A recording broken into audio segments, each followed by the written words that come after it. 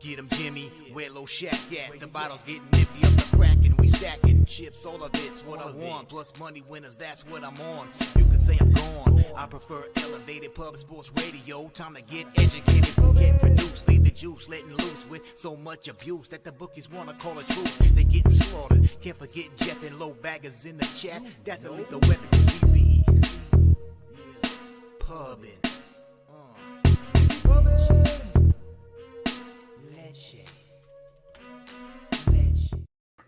What up, cappers, gamblers, punters, hustlers, low baggers? Happy Wednesday, September 14th to all of you. Thank you for watching Betting with the Bag right here on Pub Sports Radio. Our producer, Jose Bouquet, is in Boston right now. What a baseball game he witnessed last night. 2 home runs from Judge. Yankees take it 7-6 in extras. What a roller coaster ride for young Jose Zinnieta Bouquet. And he is still in Boston. But a couple things. I will be producing the show solo. I'm not sure how well of a job I will do. I will do my best, my very best. But there will be, some hiccups, along the way as I try to figure out how to do it right. Because I mean, he's a master. He is a master at this. So we have our big show. Our Cappers contest show. We went 3-2 in week 1, which is fine. All we have to do is win every week. We win every week. We win money. So let's win week 2. That's going to be today after this show at 2 p.m. So that's today, 2 p.m., right after this show. And I'm excited about it. And Jose will be producing that from his hotel in Boston. Shout out to all the Cappers in the chat. It is great to see all of you. Let's get this here. So I think if this is right, then I would be pressing this here. Okay, see, now we're coming together. See, it's coming together. It's coming together. Now let's take a look at the comments and give you guys all shouts out here. Viper in the house says, what up, fam? 3-0 yesterday. He's on White Sox -1.5, Mets -1.5, Miami, Philadelphia, first 5 under. Milwaukee, St. Louis, first 5 under, 3.5 are his plays today. He won't be able to watch until after, but thank you for coming on and sharing that with us, Vipe, my man. I have not made bets in baseball since Saturday. Saturday, I swept the board. I doubled up on the Jays and doubled up on the White Sox. So I'm at a good place right now, but my goal is a 3% ROI. I'm at 2.28%. I'm 281 wins, 247 losses, 53.2% plus 12.05 units with an average line of minus 108. Fap win in the house, unleashing a load on Oakland money line at plus 137. Going to copy and paste that from our guy. Fap win. And first 5 and full game for Mr. Vape on the Mets at plus 140. Shout out to Mr. Vape. Going to copy and paste that. Thank you to all who joined the NFL show yesterday. I moved on 4 bets. After it was all said and done, I couldn't move on the Rams first half -7. I just thought that, I'm asking the Bills to cover the first half -6.5. They're rolling right now. We know what they want to do offensively. I just felt like to ask the Rams to be up 8 points or more at the half, which I expect will happen. I still was unable to bet it when push came to shove. It's just, I think I might be asking too much. I moved on 4 bets. Patriots -1.5. Dolphins plus 3.5, which may be my favorite look. San Francisco, Seattle under 42.5. And Bills first half -6.5. And I'm sitting here 24-4 on the year. It's just silly. 19.7 units up. I've never done this in any sport before. And doing it in football right now feels good. Jedi for life in the house. LJ from H-Town. Astros trifecta. First 5 -1.5 and team total over 4.5.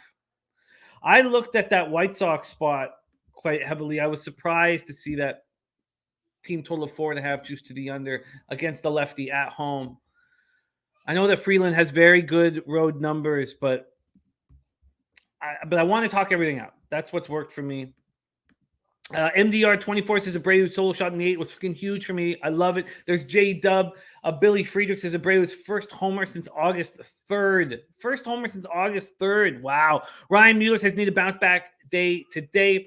I know I will see and hear some from everyone. Yes, you will, Ryan. You come to the right place. Ronnie and Burger catch the Red Sox plus 1.5 and Angels Guardians under. Wow, Ronnie, that extra innings must have been just a fine roller coaster ride for you, dude. Serious business, ready to get to work. Ethan Payson, Jay Peasy says, you know what I'm going to miss about this baseball season? All the winning. Yeah, it's been a good baseball season for us. Danny Lopez, North Ender. Wow, I love this. He says, motherfucking bad. What an incredible run. I've never felt more confident in winning long term. We will keep winning. I agree with you. The run that we've been on now is, I would say it started in. It could have even started in November, but it really didn't. I guess it was just football that started rolling in November, but it's been at least a 7-month run across all sports, and I just feel like if we continue exactly doing what we're doing, we're just going to improve and keep winning. And the ROI across the board, CFL is the only spot I have a negative ROI, and that's driving me crazy. And I think I can get to positive by the end of the season. But just another thing I'm trying to do so hard is just not bite off more than I can chew. I've only made 13 bets in college football this year, and we're 10-3. Lucas Ryan, Danny Lopez says, shout out to the pimp slap play of the day. Yes, shout out to Mike. Adam Fitzgerald. Dan Kelly says, I knew I should have trademarked low baggers when I had the chance. You did invent the word. And I remember when I first started using it, I wasn't capitalizing the B. You fixed that. Our guy, Dan Kelly. A nuke worker in the house. Great to see you. Walla Dose. Look at that. Nasty Nate cashed the 5-team first 5 MLB parlay yesterday plus 900. I love that. Stella Girl rough last 2 days looking to turn this thing around. We will do just that. And with your help. And look at Mike M says pimp slap smack last night. I've been a little behind on Twitter just because the last few days, since football season started, just a little overwhelming. There is Sharpie in the house. Says Dirty K at 141 and 77, 65% on the year and 72% last 30 days. In the month of September, 83%. He's on Cease plus 8 at minus 121. That's beautiful. Absolutely beautiful. Cease. Plus 8 and minus 121. I'm going to copy and paste. Sharpie, thank you for taking the time to jump in, Sharpie. Don't forget, man, 3:10 p.m. The Balking Dead Prize Picks show from Sharpie. Coin ready to get to work. Slats 45. Nick Pivetta cashes for the 5th straight game plus 1.5 walks. And Bo Bichette is an ATM with plus 1.5 total bases. Today, he's on Carlos Rodon plus 7.5 Ks at even money. Going to copy and paste that. Thank you for sharing that with me, Slatsy. Baby. Sean Pulliam ready to go. Shout out to Sharon. There's Jose Bouquet. Sorry. Bouquet. Jose Bouquet. Thank you. Let's not. It's great. It's great. But I just got to stay in my shoes and not get carried away and know that regression is very likely and just keep hammering away. But I hope you're having a spectacular time in Boston. And I can't wait to host the Cappers contest with you. That's going to be almost right after this show at 2 p.m. Eastern. Dan Kelly going to Purdue Syracuse game at noon Saturday. I haven't been in a while, but I won't forget my earplugs. The dome is loud. The Carrier Dome. That's going to be so much fun. I'll make sure, and I know that's been capped already on our NCAA football show with CMAC and Babano, but I'll make sure that we double up on that and cap that on Friday, Dan, here with Babano. So I'll make a note. Purdue Syracuse. North Ender, Kyle Hintlian, Scarminati. Razor sharp picks. Says Seattle under. It doesn't scare you. They have Joe Montana as a quarterback now. It doesn't. He means Geno Smith. It doesn't. I like the spot. I like the spot quite a bit. RVD 420. Kyle Hindley and Paris Saint-Germain -2. Ron Crawford ready to go. Schnizzle ready to go. And Ron Crawford spreadsheet play of the day is in. It is your Seattle Mariners. I'll copy and paste that right now. Thank you for sharing that with us, Ron, my man. Mariners. That game pops up at 4:10 p.m. Eastern, 1:10 on the West Coast. We have. Oh yeah, there we go. We have 6 games of afternoon baseball to break down. North Ender said smash those Padres with you last night. Good old reverse line movement. Coin Angels first 5 minus 105 has some interest. And let's go. National 16-2 and scoring at least 3 runs last 18 games. That's a break-even price of minus 800. He's on the Nationals team total over 2.5 at minus 200. We've been cashing on that nonstop, Joe. I love it. I love that you're on that. There's the Chameleon, Rodney Barton, the Gas Report. Big Ragu says mental notes taken while driving, gang. Bring the heat, boys. Nasty Nate says I will get Jose drunker and higher than he wants Friday night. That's a good friend. That's a good friend right there. Red Girl 6-1 last night. Mr. Wonderful giving us a final score of 35-28. Chiefs Chargers 35-28. So that would mean the Chiefs will cash and the over will cash. Trenton Claxton, Pittsburgh money line and first 5 in MLB.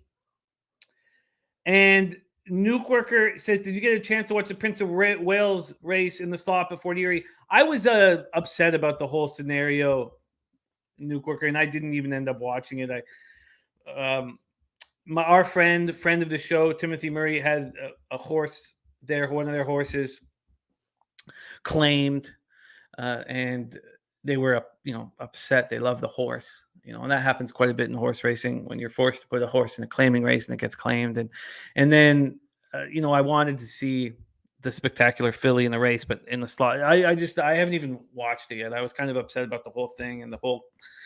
Yeah, so no, I haven't watched it, Nuke, but I will watch it. Matt Jennings says, Jimmy, can the Twins win 11 more games? It's funny you mentioned that because of my White Sox future, I went over the Guardians, Twins, and White Sox schedule to finish off the schedule, and the Cleveland's schedule is gorgeous. So it's game, set, match. Cleveland's going to win that division. I think they play their last 6 games of the season against the Royals. It's just a really nice, really, really nice spot for them. Dan Kelly says that was a big deal locally as years ago. Carrier paid for naming rights in perpetuity, but they put a new dome on, so they figured they could get cash. Don't think it's going to court, but it might. Interesting. B-Lab69 says we'll be back to vote on the Capper show. Have to do some stuff now looking at Napoli in the UCL today. Thank you for sharing that with us, B-Lab. Bo Jackson and Kyle Hintlian says the White Sox, all the marbles. There's Tori Coker. All right, let's get to work right now and bring on your guest, your special guest of the day, whom I love working with. We haven't had in too long. Please welcome to the show. They call him the underachiever. I called him the Jedi Master of Unders, and Yoda popped up on Twitter. Yoda, with 50,000 followers, believes that he's the only Jedi Master. But I didn't reply to Yoda. I'm not sure what to reply to Yoda, and I didn't want to just react. But this is our Jedi Master of Unders. Please welcome to the show, Nolly Knows in the house. Nolly, what up? What's going on, Jimmy? Always happy to be here. Yeah, you kept me on hiatus, kept me on waters, but I'm back. And we're back ready to do it again. You know what I mean? Underachiever, whatever you want to do it, but we got some unders for you. I liked it. The only one I didn't like was when Kiprios called you the underwearer. Yeah, I thought he was on my side the whole time until that one. And I started to question it. I said, wait, is this guy making fun of me now? I'm not sure. I thought he was a friend. I'm not sure anymore. Well, the man who came up with the underwear, he is in our Cappers contest. So we'll be talking about Kiprios' action throughout the football season. And Nuke Worker says, who knows better than Nolly knows? The answer is nobody. And look at this. Well. We have the corner of Taint and Spreadsheet Boulevard. How often have we seen this hit? I like it. Full game is Ron Crawford on the Mariners. First 5 minus a half is our Nolly Knows. Is our Taint play today. Both expecting Luis Castillo to have a bounce back start. Wow, I love it. I love seeing that. All right, Nolly, we have missed you. Let's get right to work. Another thing is we won't have all of the baseball games up, so it's going to be harder for those of you watching, and we apologize for that, those of you watching on replay. Sadly, this man rubbing my shoulders is in Boston, but we'll be here.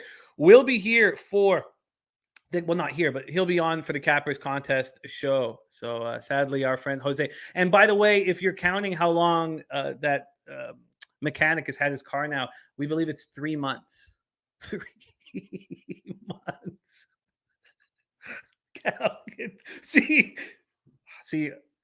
you shouldn't. I think there's certain things that happens to our friends who are younger than us, where well, that wouldn't happen to me.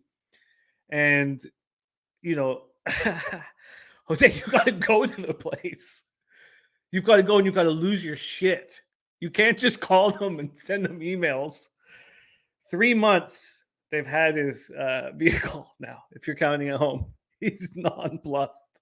All right, let's get to work, my man Nolly. Let's go. 12:35 p.m. Eastern. We start with the Pittsburgh Pirates, 54-88, 26-45 on the road at the Cincinnati Reds, 56-85, 29-42 at home. Great American Ballpark in Cincinnati, Ohio. Let's start with the weather. 72 Fahrenheit, 2.7 miles per hour out to right field.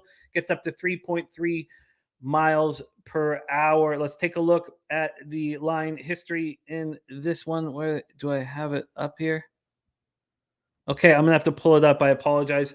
Instead of the line history, even though they go hand in hand, we'll just take a look at the cash flow, and I'll pull it up when Nolly is talking. That's football. Here we go. And by the way, as I told you guys, Sports Insights would find full line value in football. We'll talk about all that later, though. But here in MLB, we have 2 teams with full line value, and one of them I would like to bet first 5 or first 3, maybe, if I'm scared, and that's the Boston Red Sox. The other is the Detroit Tigers, and I cashed so handsomely with Joey Wentz last out. I'm a little nervous to go back to the well. 7,288 tickets in on this Pittsburgh-Cincinnati spot. We have 44% of the tickets and 68% of the cash on Lodolo, the Reds' young lefty who's pitching very well. And then 41% of tickets, 99% of cash on the over. I'll make sure see if that correlates with the line history. Roansy Contreras has been very good this year. 3.29 ERA, 1.30 whip. Coming off a gorgeous start at home versus the hot-hitting Cardinals. 5 1/3, 4 hits, just 1 earned run allowed.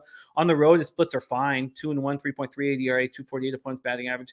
Look at the start. Lodolo's coming off 8 innings, 2 earned runs, 11 strikeouts, no walks, and an 8-2 win at the Brewers. He's been very good this year, and he's been so good at home. 3-2, 2.57 ERA, 2.53 opponents batting average. Pirates aren't hitting lefties, 236, 671 over the last 30 days. Reds aren't hitting righties, 237, 691. The biggest difference in this game is the Reds bullpen for quite a while now has been good. And over the last 30 days, they are a run and a half better than the Pirates bullpen. Here we go, Nolly. Little afternoon action. It pops off in 1 hour and 15 minutes. Take it away, Pirates Reds.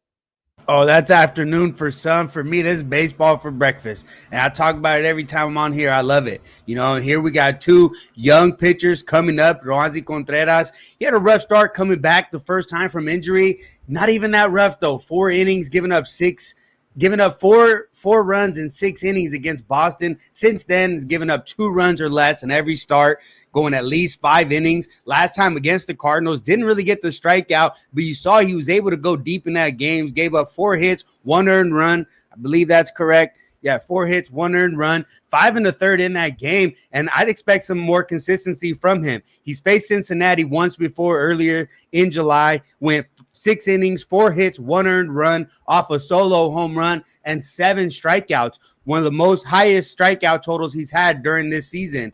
Here he going against Cincinnati, who got completely shut out yesterday, put up 1 run in the first game, put up 0 in the second game, and only put up 1 hit. Cincinnati really not hitting the ball at all, and I'd expect them to struggle against Roansy Contreras once again. Other side, Nick Lodolo, a bit of surprise for some, but not for this organization. This is a guy that's been drafted in the first round twice. How many guys can say that? He got drafted and went to college and came back out, drafted first round again. So he's actually meeting expectations and doing the things he's been doing, and I like it. You talked a little bit about the weather, talked about it a little bit briefly, 72 degrees. Something I like to see. Not a whole lot of wind, but a higher humidity than I'd like to see. It's the only thing I don't like. But at 72 degrees, I don't expect the ball to be flying. I took a shot at under 8 in this game. I like both these pitchers. I like the way the Reds have been pitching out of the bullpen and not hitting. So I think that takes care of the Pirates. And I like the full game under here. Full game under for Nolly will line shop for him. The Reds, or I guess the Pirates, have taken 4 cents of action since this line came out yesterday at 5:06 p.m. at Pinnacle. And from a total perspective, it moved to 7.5 an hour, or not quite an hour ago, a little over 45 minutes. Sea-Rocks is up at 5 a.m. here in Hawaii, fighting a good fight. Sea-Rock. Billy Friedrich seeing that under 7.5 at -105 at Bookmaker.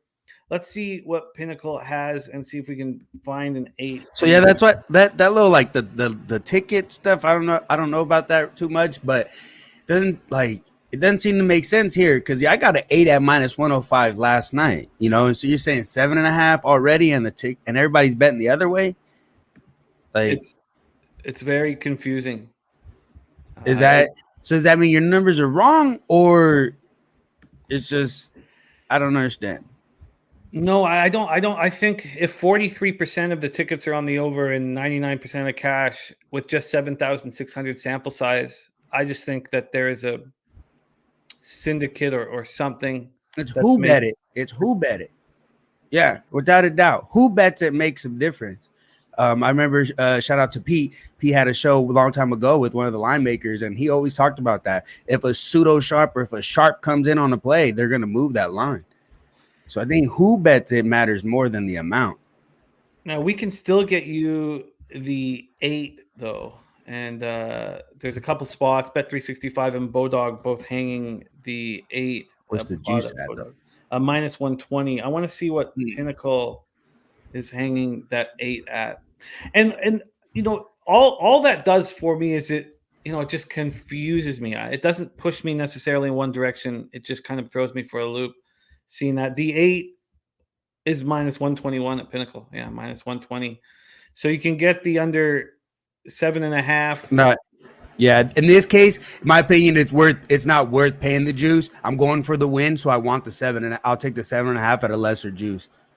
5 dimes is hanging it at -115. It's not as bad. What's the 7.5 at? You get like a 105 on that? I can get you 101. I'll take that. Okay. All right. So I won't look up 5 dimes here. Under 7.5 at -101 for Nolly on this first game on the board. Nolly under 7.5. -101. All right. A lot of people, a lot of great cappers in the chat moving on this no-run first inning. Yeah, North Ender, it's at 8 at that -120. And at DSI, interesting. I don't know. At this point, I'm going to sit with it for a little longer. But Nolly has moved on the under 7.5 at -101. Let's just keep rolling. Next up, 1:10 p.m. Eastern, Los Angeles Angels 61-81, 30-41 on the road at the Cleveland Guardians, 75-65, 35-30 at home at Progressive Field in Cleveland, Ohio. Patrick Sandoval has been so good this year. He's been so good, except for that one start where I mistakenly bet him against Clayton Kershaw. Cal Quantrill on the other side, 7-0 at home, 3.34 ERA, 225 opponents batting average. He's been very good this year as well. He's always been a pitcher who didn't get a ton of strikeouts, but he's starting to get them. I know if you look at his year-long totals, 157 innings, 108 Ks, you're like, well, he doesn't get them, but he's been getting them. He got 7 strikeouts in his last start, a 7-6 win at Minnesota. He only allowed 1 earned run over 5 innings there. Quantrill is pitching well. Port Hope, Ontario's Cal Quantrill. Patrick Sandoval has been he's such a good pitcher. I mean, this guy is a top of the rotation guy in my estimation. 2.98 ERA, 1.35 WHIP. Has allowed 7 home runs in 127 innings. That's impressive. Last start allowed 1 earned run. It was a solo shot in the 5-4 loss at home versus the Tigers. On the road, he's even better than he is at home. 2.77 ERA, 239 opponents batting average. The Angels aren't hitting righties. Who cares what Trout's doing? The team is not hitting righties. 230, 677 OPS over the last 30 days. Guardians versus lefties, 276, 722. Angels bullpen, 4.21 ERA, 1.28 WHIP, which means the Guardians bullpen is a full 2 runs better. And that's a huge amount. That's a huge amount until we get to the last game of the day. And I tell you that the Dodgers bullpen is almost 5 runs better per 9 innings than the Diamondbacks bullpen. It's something I've never uttered before about 2 different Major League Baseball teams. Let's take a look at the weather here in Cleveland, in the land, home of our Ick Schnizzle. And by the way, Schnizzle has put together he's dropped some bars for us for our intro song to the Friends and Family Parlay. Shout out to our Schnizzle. I can't wait to hear it. The 71 Fahrenheit, 9.5 miles per hour, right to left, slightly in, stays between 9.5 and 10.4 miles per hour. Going over to the line history here. In this one. Man, where that? Here we go. The line history in this one, Sandoval, Quantrill. The Tribe opened up at minus 116. They're now minus 111. A 5-cent move to the Angels. From a total perspective, it opened up at 8. It lasted there for 20 minutes. It opened up this morning at 8:05 at Pinnacle, lasted there for 20 minutes before it moved to 7.5. And the 7.5 has just been moving in that direction. Let's see if the cash correlates with that here in this one. You have 4,627 tickets in. They've given Sandoval and the Angels 33% line value. 22% of tickets, 82% of the cash on the Angels, 45% of tickets, 85% cash on the under. Wow. It feels like Sandoval and the low-scoring first 5 are the best options here, or Sandoval or Angels first 5 and the first 5 under. Let's hear what Nolly has to say. Take it away, Angels Guardians.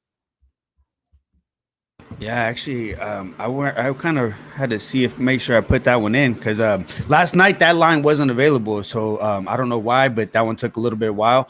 But another game that I like, Pablo Sandoval, you mentioned it. He's looked good throughout the season. He's coming off 3 really strong performances, going 18 combined innings, only 4 earned runs. Not a guy that's all that overpowering, but my only concern here is that he goes back-to-back after Jose Suarez, and two lefties that are somewhat similar in their approach and their changeup as well. Sandoval, much filthier changeup, one of the nastiest changeups in the game, actually. And so I'd expect them to have some success here. You mentioned the weather a little bit as well. 71 degrees. Love to see it. Wind blowing out towards right, about 10 down to like 7 is what I've seen. And from different sites, I like to compare multiple. And so the wind, not great, but the temperature and just the way that the atmosphere is, I like the way it looks, especially with these two pitchers. Cal Quantrill as well, been lights out. 2.57 ERA the last 3 games, 14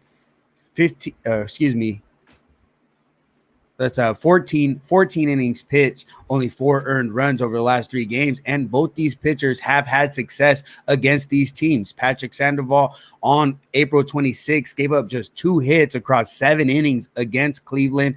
And Cal Quantrill went 6 innings, giving up 1 earned run, 3 runs total, only on 4 hits. So I'd expect both these pitchers to pitch well, and jumping on the unders again.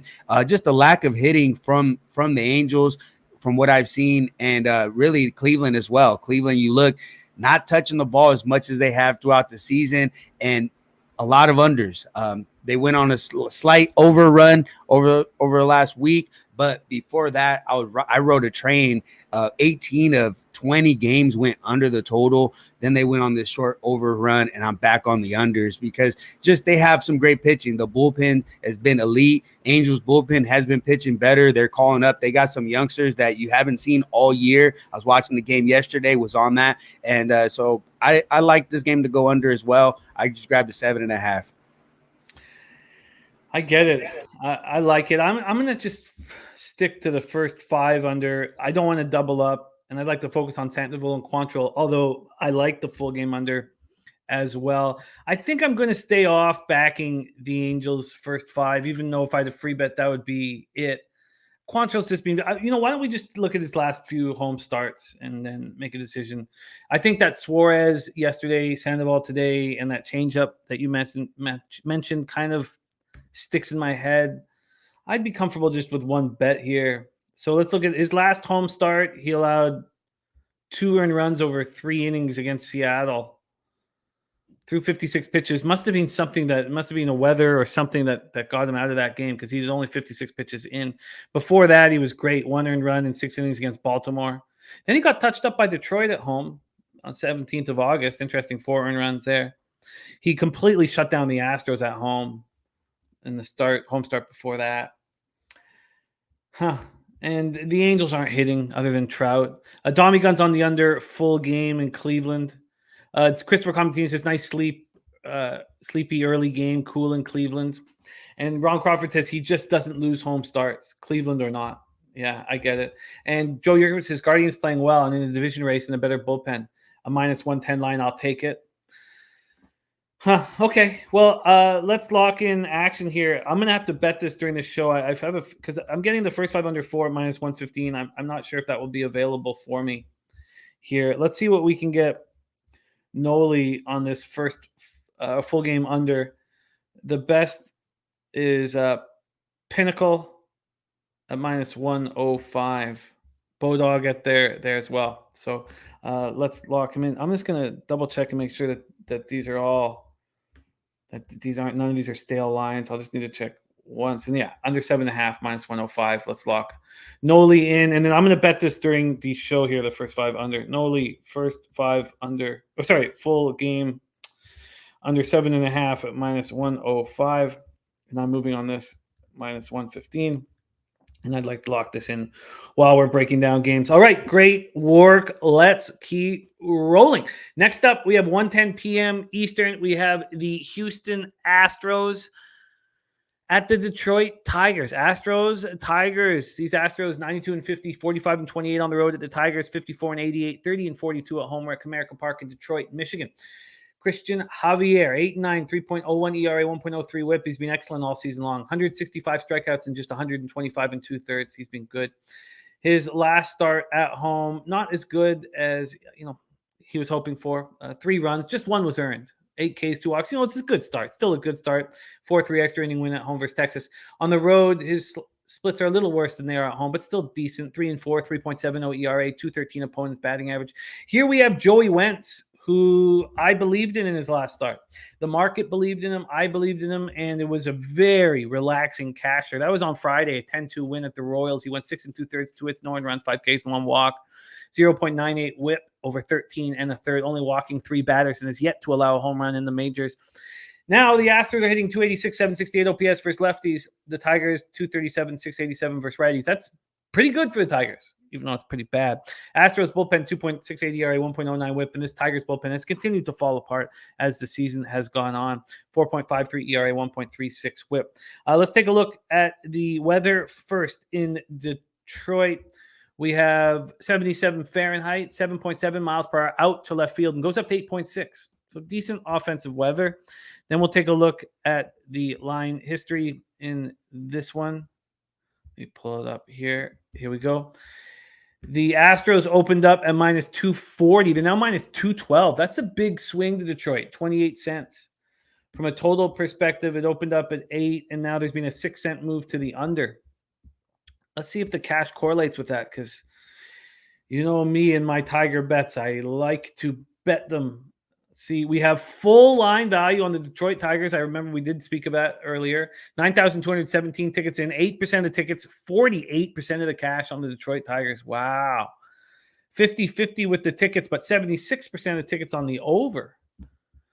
If that was the opposite towards the under, I would take the Tigers first 5, plus a half or something like that. Now I'm not sure what to do. Let's hear what Nolly has to say. Astros Tigers, take it away, my guy.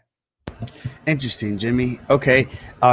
Christian Javier, a guy that we're somewhat trusting lately. He's been looking pretty good throughout the season. Last 3 starts really turning it on. And you look at what these Tigers have done, really, and they scored 1 too many yesterday. I tell you, I was on the under 8. They scored 1 late. But full game unders have been a thing to cash with Houston. But I don't know about Wentz, right? So, Wentz, he looked good last time out, going to Kansas City, a hometown kid there, had over 50 friends and family in the stands watching that game, had a strong performance, and gained a lot of confidence from that. So that's something that you want out of youngsters and continue to roll that into the next game. But Houston has been hitting the ball pretty well. And at the end of the day, Joey Wentz is still considered a back-of-the-end rotation guy, not an overpowering guy. So not a guy that I'm going to be sitting here, be overconfident in laying these type of numbers, or, not trying to take a 7.5 or under 8 with him. Always totals perspective for me, right? But I do definitely trust Christian Javier. I got involved yesterday messing around, but I'm not really trusting Joey Wentz to continue his little dominant run that he's on right now. I expect him to get hit like he had in the past against Oakland earlier this year. I'm not saying that he's a trash can, but he's not as dominant as what the last two starts have shown, and going against a much tougher opponent here against Houston. Something that I don't know if that's necessarily what they want, right? They're trying to see what they have in him. It's not like, oh, we're bringing him up and he's the next stud. They want to know what they have in him, or we're going to keep him around for the next season. And that's exactly from the manager. And so I'm not going to be backing a guy like this. That's my concern. So ultimately, last two games, first five went over, full game. You could have cashed a live under easily both times. I think there's 11.5 in the fourth inning yesterday. And so I'm looking the same way, live bet this game at some point. But before that, nothing. Yeah, I hear you. You know, the fact that the big bets are coming in on the over is enough for me that I am going to have to stay off of it. But it came very close to all sort of coming together, correlating for me. But I'm going to have to stay off of it. North Ender says Tyler Mott to the Sens. I think that's a great signing. I'm a Tyler Mott fan. I think that's a great signing. I think the Sens are just getting tougher and faster and more skilled and more leadership and just getting better in almost every single spot. Christopher Commentini backing up Domi Gun Ricci, and Domi saying unders in general are dominating like they were in the first 6 weeks. One thing that caught me a little bit by surprise, just writing out all the stats for the last 30 days, was how the numbers have really dropped against righties across the board.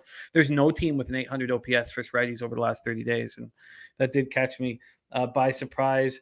I'm going to have to stay off of this, but I will leave a slight lead. What would I have you know what? I think that your breakdown was very, very salient. The idea that, you know, he was in his hometown pitching with his friends in the stands and he stepped up, and now he's back home against the Astros, who hit lefties hard. I think it's enough for me to stay off. I have one bet already in. I haven't posted it on Twitter. I will post it next, but I've moved on the first five under 4 at -115 in Cleveland, LA Angels. Okay. We're going to stay off that spot. Let's keep on rolling. We're talking afternoon action here on Pub Sports Radio, and we have the great Nolly Nose rolling with us. We move on to 2:10 p.m. Eastern. Colorado Rockies 61-81, 21-47 on the road. The Chicago White Sox 73-69, 35-36 at home. We're at Guaranteed Rate Field in Chicago, Illinois. When I was looking at the probabilities of making the playoffs from the AL Central, I was surprised that the Tribe's percentage to make the playoffs was so high. And then I looked at their schedule, and it spells the whole thing out right for you. It's a really nice schedule for the Guardians, and my White Sox to win the division is going to be a loser. Quite likely, I'd be very, very surprised if it's not, or if I could get into any kind of a situation where, I mean, those last 6 games against the Royals, but the Royals do have some pitching, and they have some funny splits. Look at Greinke's splits are hilarious. We'll talk about that today. So some of their pitchers do pitch well at home. And we have Kyle Freeland talking about funny splits. He's been very good on the road this year. 3-5, 3.46 ERA, 253 opponents batting average. His last start was at home, and it was really good. 6 innings, 2 hits, 1 earned run, 8 Ks, 1 walk.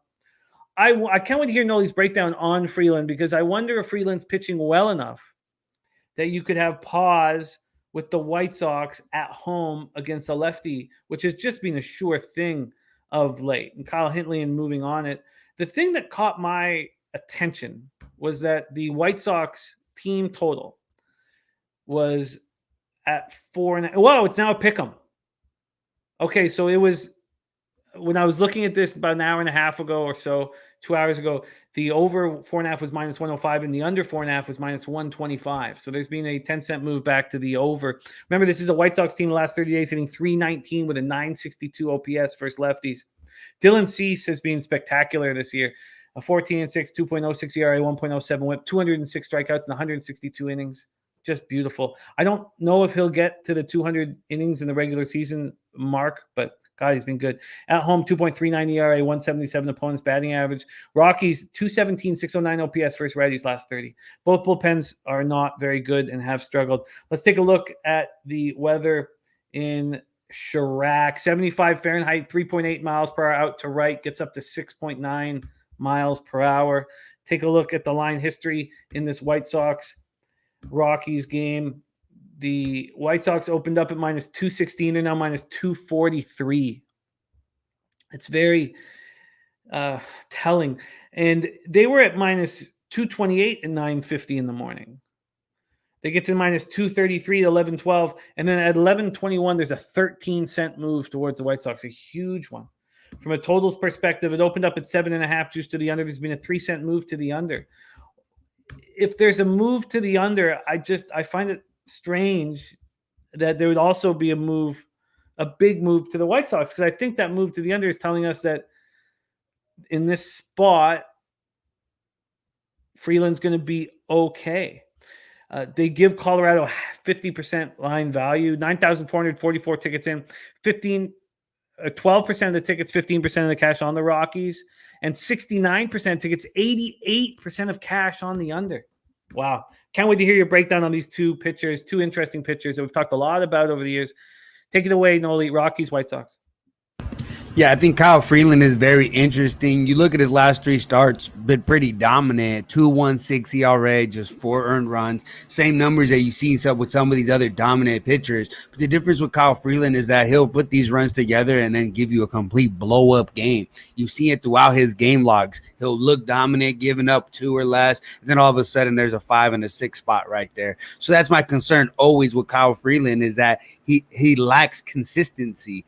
And here, going against a team that has been hitting the lefty a little bit better as of late, but still a team that hasn't seen him in a while. I'm going back and forth with some of the things. Ultimately, I don't trust Freeland. Maybe a bias when I see him go against the Dodgers. Dodgers completely light him up, but ultimately, I just seen too much inconsistency from him over the years, not just this season. Dylan Cease, he's looked to be right back on track. You know, he had a couple games where he gave up a couple runs. Everybody was panicking, and right back to his dominant self, going 15 innings last 2 games, 0 earned runs, combined 16 strikeouts. So he's back to being dominant, and going against Colorado team, a team he's never faced in his career, a very difficult thing to do. I give him a clear-cut advantage here with the White Sox. White Sox also a team that's hitting a little bit better. Colorado, not all that great, 247 batting average, but you look at the White Sox, 294, 6.4 runs per game over the last 7 days. So they're definitely the hotter team, definitely hitting a lot hotter than Cleveland, Jimmy. So if Cleveland doesn't get it together hitting, you still got a shot. I still see the White Sox in contention the way that they're hitting the ball. I lean towards the White Sox here in this game, but ultimately I'm not on anything here. You know, I can understand, you know, Joe saying it all correlates here. What doesn't correlate for me, though, is the fact that the under is getting hammered. You do have half the equation ultimately, right? You have half the equation of Dylan Cease. And ultimately, like when I look at these games, when I see a dominant pitcher going on one end, the other guy knows what he's to expect. You know, he knows that 5 days out. When he starts preparing for the next start, he knows who he's facing, both team and the other pitcher, and they want to match him. And it happens, you know, all of a sudden you're in the 4th inning 0-0 because just Cease is just eating up innings, and it leads to an under. You look at DeGrom having a rough start yesterday, but Adrian Sampson was right there matching him. You know, whatever he did out, he was doing better, and that's what happens sometimes. But I just don't see it today. I think this is a bad spot for Freeland. So certainly a tough spot for Freeland. I mean, maybe I just need to have a 1-run lead, because I don't trust the bullpen. And you know that there's no lefties that are going to come out of the Rockies bullpen in this spot after Freeland. So maybe if the biggest advantage I have in this game is White Sox lefties versus Rockies versus righties, which gives Cease this huge advantage over Freeland, then maybe the White Sox first 5 -1 is the most confident look I could have. Take away this White Sox bullpen that over the last 30 days is a 4.60 ERA and a 1.35 WHIP. If I'm up by a run, I push. If I take the -1.5 and I win by, or the White Sox win by a run, I lose. So maybe that first 5 -1, and thinking very seriously about that. This game pops off at 2:10 p.m., 10 minutes after our Cappers contest show, which is the most fun show. Now that we don't have Razor Sharp Picks horse racing show, which I just fucking miss. But we do have the Breeders' Cup, and I know that Razor will be with me, and that'll be in about 7 weeks. First 5 -1, I think I'll end up having on my card. Joe Yeager says Sox are hitting righties well lately as well. They are. No doubt about that. No doubt about that. Dan Kelly says Francona should be manager of the year. How is a guy underrated when he does it every fucking year? I would say he should be, but I don't know if he's done a better job than Kevin Cash. I don't think he has, but they've both been spectacular. Okay, we'll move on here. There's Dabby Cab in the house. Kent Davies says, love this Cappers contest. Yeah, it's going to be fun. Oh, by the way, we're setting it all up, so we will be able to see everybody's picks. Our man Sean is working on that right now, so we're going to be able to see everybody's picks, and we're going to have a deadline Saturday night at 10 p.m. so that on Sunday morning when we do our NFL Pub Hub, we can talk about everybody's picks and we can see them. So that's an important part. Remember, this is the first year of our contest here. You guys are growing with us as Pub Sports Radio grows. We're all growing together. Okay, I think that first 5 -1 makes the most sense to me here at this point. Let's roll on. 3:45 p.m. Eastern. Atlanta Braves 88-54, 41-29 on the road at the San Francisco Giants 68-74, 38-33 at home. Thankfully, Nut Flush Allen has put us in a situation where I can make a mistake like I have with the White Sox and quite possibly with the Blue Jays in my futures action, because he gave us the San Francisco Giants a season win total under, and it was too easy. It was too easy. Too easy. Oracle Park in San Francisco, California. Let's take a look at the weather in Frisco. 62 Fahrenheit, 8.6 miles per hour out to left center, up to 10.5. It's a pitcher's ballpark, and the wind swirls, so we don't need to put too much into that. Let's take a look at the line history here in this one. Giants. Sorry, move over here. Giants, Braves. Morton, Rodon. This is a beauty matchup here, except you have to trust Morton on the road. The Giants opened up at +104. They're now +113. So a 9-cent move in the wrong direction. If you like the Giants and it's in the right direction, but a 10-cent move for the Braves, opening up at -113, now -123. And from a total perspective, it opened up at 7.5, -111 to the under. It's taken 2 cents of action to that under. Let's see if we have anything to work with here with a correlating cash flow. We have 66% line value on the San Francisco Giants. 30% of the tickets, 45% of the cash, but a 10-cent move to the Braves. That's all tricky. 36% of tickets, 97% of cash on the under, and yet it's only been, a 2-cent move to the under? Maybe it was just lined correctly at 7.5. Let's hear what Nolly Knows has to say. Braves, Giants. Definitely lined correctly at the 7.5, in my opinion. Last game yesterday, hanging at 8 yesterday at even money I got last night. I thought that was strange. People betting the over. Giants really trending towards the under. That made it 7 straight over the last 7 games, obviously. But 7 straight under for them, and a big part of it, their bullpen has been pitching a lot better, and they haven't really been producing a lot of runs. San Francisco Giants just 2.6 runs per game over the last 7, a 193 batting average, and just a 253 on base percentage. So Giants really not getting it done. And the big equation for the under is a poor hitting team with a dominant pitcher, and that's what you have today. Carlos Rodon is looked right back on track to what he's done over the what he did last season. Really, home starts, he's looked even better, pitching in a nice pitcher-friendly ballpark. You mentioned the wind and you mentioned the temperature. Two things that I like that are happening in this ballpark. You look yesterday, wind was blowing out hard, and maybe that's why I got the total where it was out, because wind was blowing out hard. But if you look at those numbers, the wind blows out hard in the infield. In the outfield, the wind will blow in. So that's very misleading in San Francisco, and something that you need to take into consideration. But I'd expect another strong performance from Carlos Rodon. Faced the Giants for the first time in his career earlier this year, going against Charlie Morton. They both went 7 innings. Charlie Morton recorded 11 strikeouts. Rodon recorded 10 strikeouts. So I'd expect a very similar performance out of these two guys here today. I mentioned the Giants not hitting, and Charlie Morton has been Charlie Morton. Sometimes he gives up a few runs here or there, but he can be dominant at times. And going against the Giants right now, I'd expect him to be dominant once again. I took a shot at the under at 7.5. Keep riding the train. That all makes sense. I mean, his road numbers 3 and 4, 5.28 ERA, 261 opponent's batting average. They jump out at me.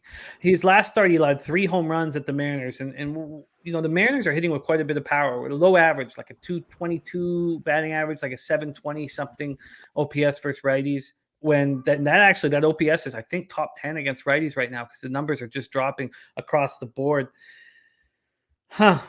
Rodon, 5 1/3, 3 hits, 2 earned runs, 1 homer, 11 strikeouts, 1 walk, and the 4-2 loss to the Cubs. He's been so good at home. I wonder if the Giants have the issue here, Braves 293, 850 OPS versus lefties. Is there much of a history between Rodon and the Brave batters? Let me look up this here. That was his first start against the Braves in his career. Oh, okay, wow. Matty Ice says the under is on his card as well. MDR saying Rodon first 5 plus 100. A possible look. If I gave you a free bet right now on the first 5, Nolly, if I give you a free bet on the first 5, and let's see what the numbers I'm getting offered here. Even money for the Giants, minus 120 for the Braves. What do you do? I know with these pitchers, I might lean towards Rodon a little bit, but that lineup for the Braves much better. I would definitely take the Braves. Wow. These Braves are for real, man. Oh, there's no doubt about that. Yeah. No, this is shout out to Alex Anthopoulos. They got Albies out and they got 2 guys filling in, and they're gonna have trouble. They got too many guys now. Dommy Gun like in the under here and says might have to double up Matt and Nolly on the same as me. All right, well, let's get you that under 7.5. So look at this. Giants 214, 640 OPS versus righties. Oh, God. Okay, let's lock Nolly in and find the best line for him on the under here for the Giants. We have, some books have moved this under 7.5 to minus 125, but not Pinnacle. Pinnacle minus 113. So we'll get you that under 7.5. What did you get it at, Nolly? I paid 115 last night. Okay.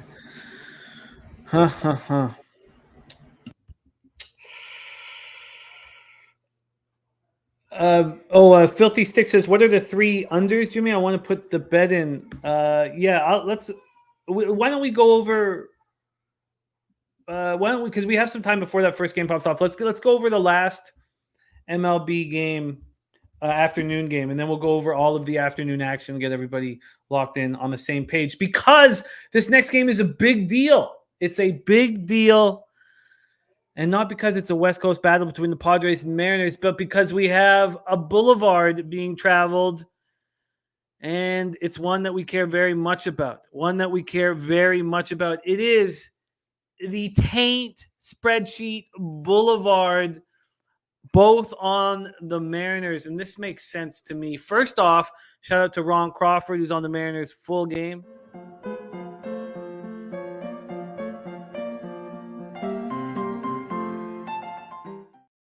And shout out to Matty Ice, who's on the Mariners first 5 minus a half at minus 105.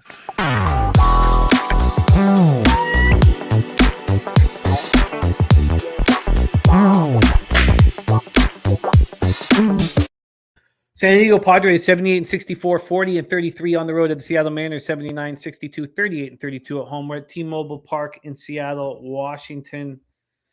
70 Fahrenheit, 3.1 miles per hour in. It's not fully in, but throughout the game, it becomes more left to right and light wind. So wind is a non-issue in Seattle. Let's take a look at the line history for this one. Clevenger and Castillo. We have a 5-cent move to the Mariners. From a total perspective, we have an 11-cent move to the under. So market expecting a bounce back. Well, let's just double check that with the cash flow here.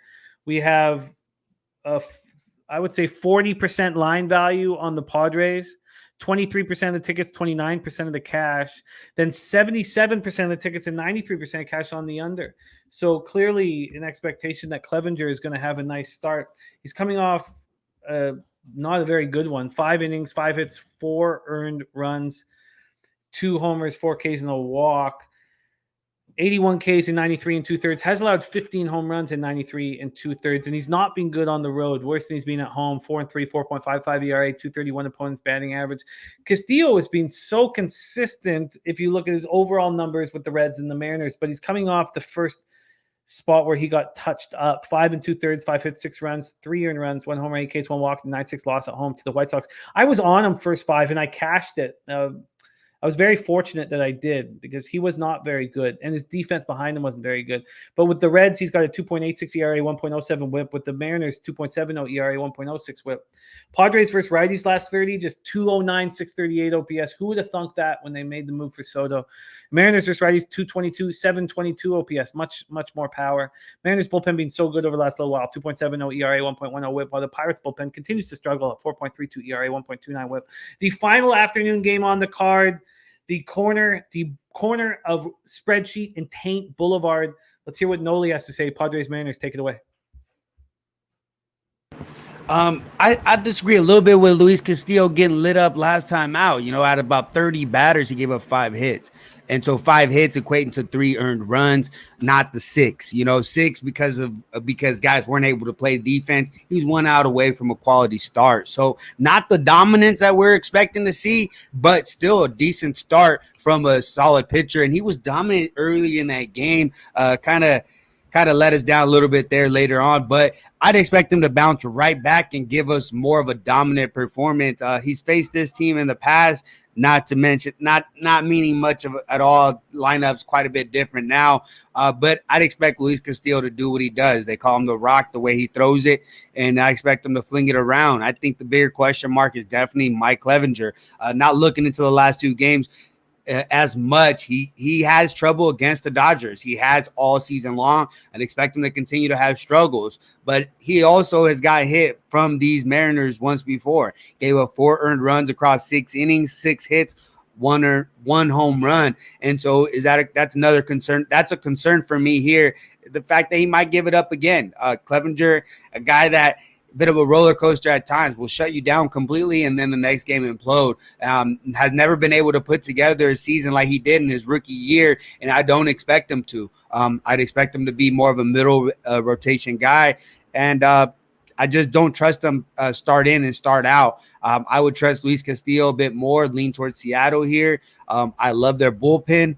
I love what they're doing over there. It's a pitcher-friendly ballpark, so I can understand the money coming on the under. I would lean towards the under, but maybe a live under here for me instead. That's interesting. What are your expectations of this Padre lineup? Do we sit here and say the Mariners lineup is better than the Padres lineup, or at this point right now, or do we think Padres lineup's just in a funk and they could break out at any minute? Well, I mean, they've been inconsistent. They do break out at times. You've seen it happen. They'll put up a 10 spot and then an 8 spot and then nothing again. I've seen it all year long, but against these tougher pitchers, they have struggled. And that's something that I've kind of hammered on, and I'd expect them to kind of struggle. Both teams really not hitting the ball at all right now. So it's tough to trust either one. You talk about Seattle, they produce runs off the home run and extra base hit, but consistently average just hit. I think they're below. Yeah, they're 198 over the last 7 days. So really not hitting the ball that great. So for me, I don't know, man. It's too many question marks ultimately for both. I think San Diego can hit, but I think more ultimately Clevenger is the one that gets hit today. And is it because you think that Clevenger could get hit today? You're staying off of the total. Why does that not move you onto the Mariners first 5? A little juicy, and even I think it was like 160, something like that when I looked this morning. And just other games that I'm more involved in. I like betting totals more, so I got some that I like.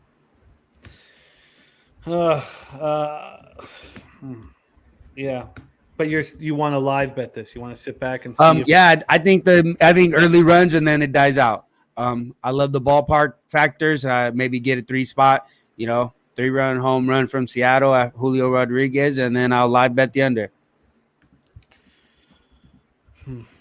I'm interested in the Mariners here.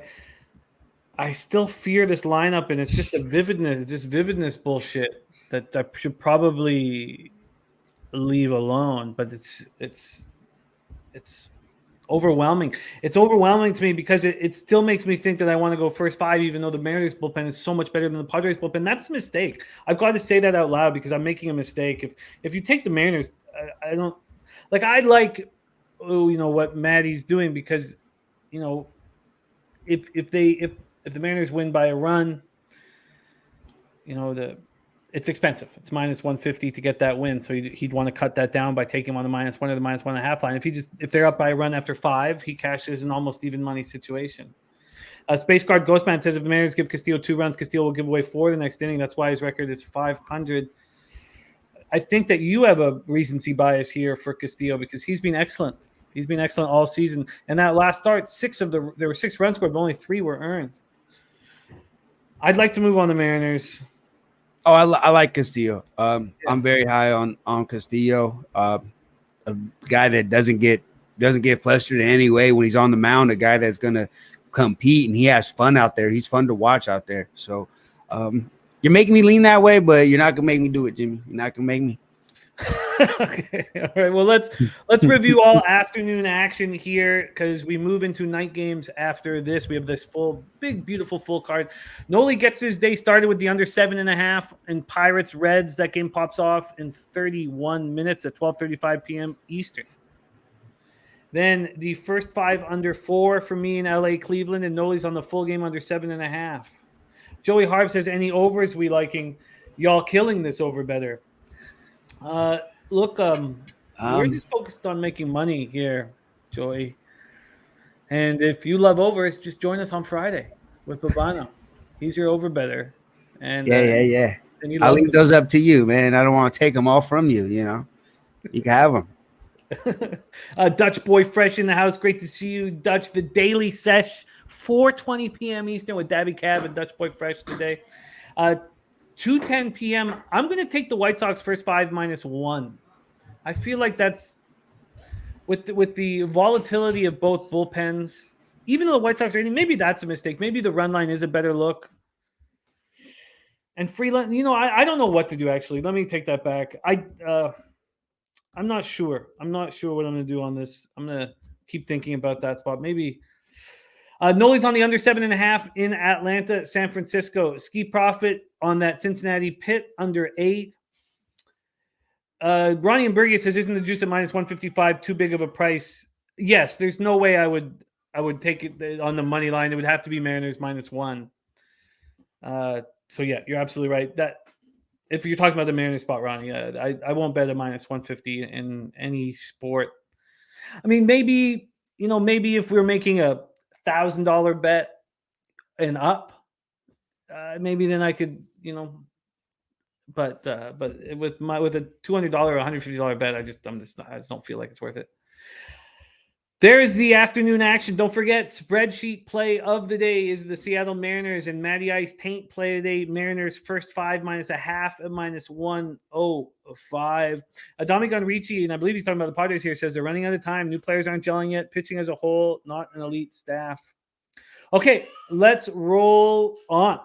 Oh, and by the way, before we do, Ethan Patient had a good sorry, my son's screaming in the background. I've got to figure some stuff out here in the new house to keep this from happening and try to keep this as professional as possible. Ethan Patient says, as a diehard Padre fan, I bet the Padres last night because of Darvish, and now betting the Mariners. The only person that's hitting is Manny on the Padres. Okay, let's roll. There we go. That is afternoon action. Let's move on to evening action. Philadelphia Phillies, 79, 62, 35, and 31 on the road at the Miami Marlins, 58 and 84, 28 and 42 at home. Lone Depot Park in Miami, Florida. Kyle Gibson, the enigma. I do not know what to do with him. Edward Cabrera, I know what to do. He's a very good pitcher. But Gibson can be no hit lights out, and he can allow 8 runs in the first 3 innings. He's very tricky. Now, we do know that the Marlins bats are hitting atrociously, so we don't need to worry about what they do to Kyle Gibson. They can't hit at all. And both bullpens are very bad. So there's a lot of moving parts here. Let's start with the line history in this Marlins spot. Gibson Cabrera, this opened up with the Phillies at minus 125 and now minus 126. 1 cent move towards them. From a total standpoint, a 1 cent move to the under. So very little market movement. Let's see what the cash has to say about that. They say that there's 5,573 tickets in, and 38% of the tickets and 88% of the cash is on the Marlins. A 1 cent move to the Phillies, that's confusing. 40% of tickets on the over, 45% of cash on the over. Kyle Gibson, Edward Cabrera. Kyle Gibson on the road, 5.74 ERA, 267 opponent's batting average. I'm not going to give Cabrera's home road splits. I don't think there's enough sample size, but I will tell you in the 21 innings, he's not been good at home. But I was like, why would I? That's just, I don't think that's a fair stat to put out and to get in our heads. He's coming off allowing 3 earned runs and 5 2/3 at home versus the Mets. Phillies are hitting hard, 277, 793 OPS versus righties. I told you there's no team in Major League Baseball hitting over 800 OPS versus righties last 30 days. And both bullpens are really bad. Marlins bullpen, 4.83 ERA, 1.72 whip. Phillies bullpen, 4.72 ERA, 1.46 whip. Take it away here for us, Nolly. Phillies, Marlins. Yes, sir. Phillies Marlins. You talked about it with Kyle Gibson, hot and cold, and you've looked at his numbers against the Marlins. You see exactly that. He got lit up, and then he comes back, has 2 really strong performances. Last time out, gets lit up again. 9 hits, 4 earned runs across 5 innings. So what does he do this time? That's what's hard to try to predict. He typically does have bounce back performances because ultimately he's a veteran. He's been there before. He's been lit up plenty of times in his career, but he comes back and pitches well. You saw it earlier in the career, earlier this season when he faced St. Louis.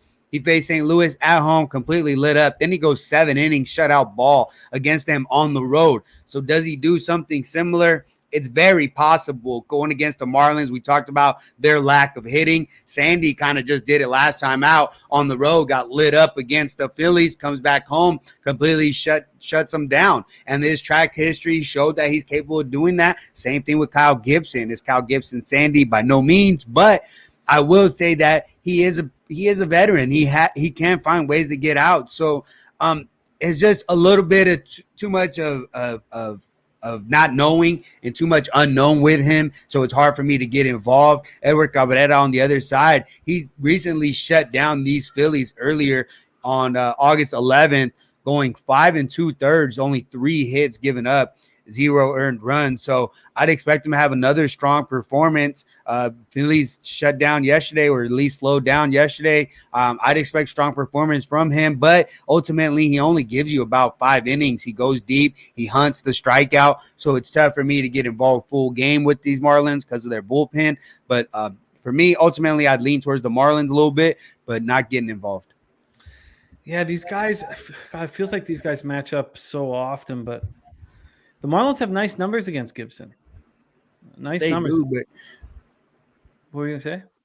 Oh, they do, but I mean, it's one game and then one game not, So it's tough to trust it. What's happening, Brian? Nice to see you. Space Guard asking us about the AEW Rampage. I can't give you solid insight on the Spanish God, Sammy Guevara. Unfortunately, feel terrible. Thank you, Dami, saying hearing Carter is a good thing. No one is bothered by it yet. I would prefer to be more professional than this, but fucking is what it is.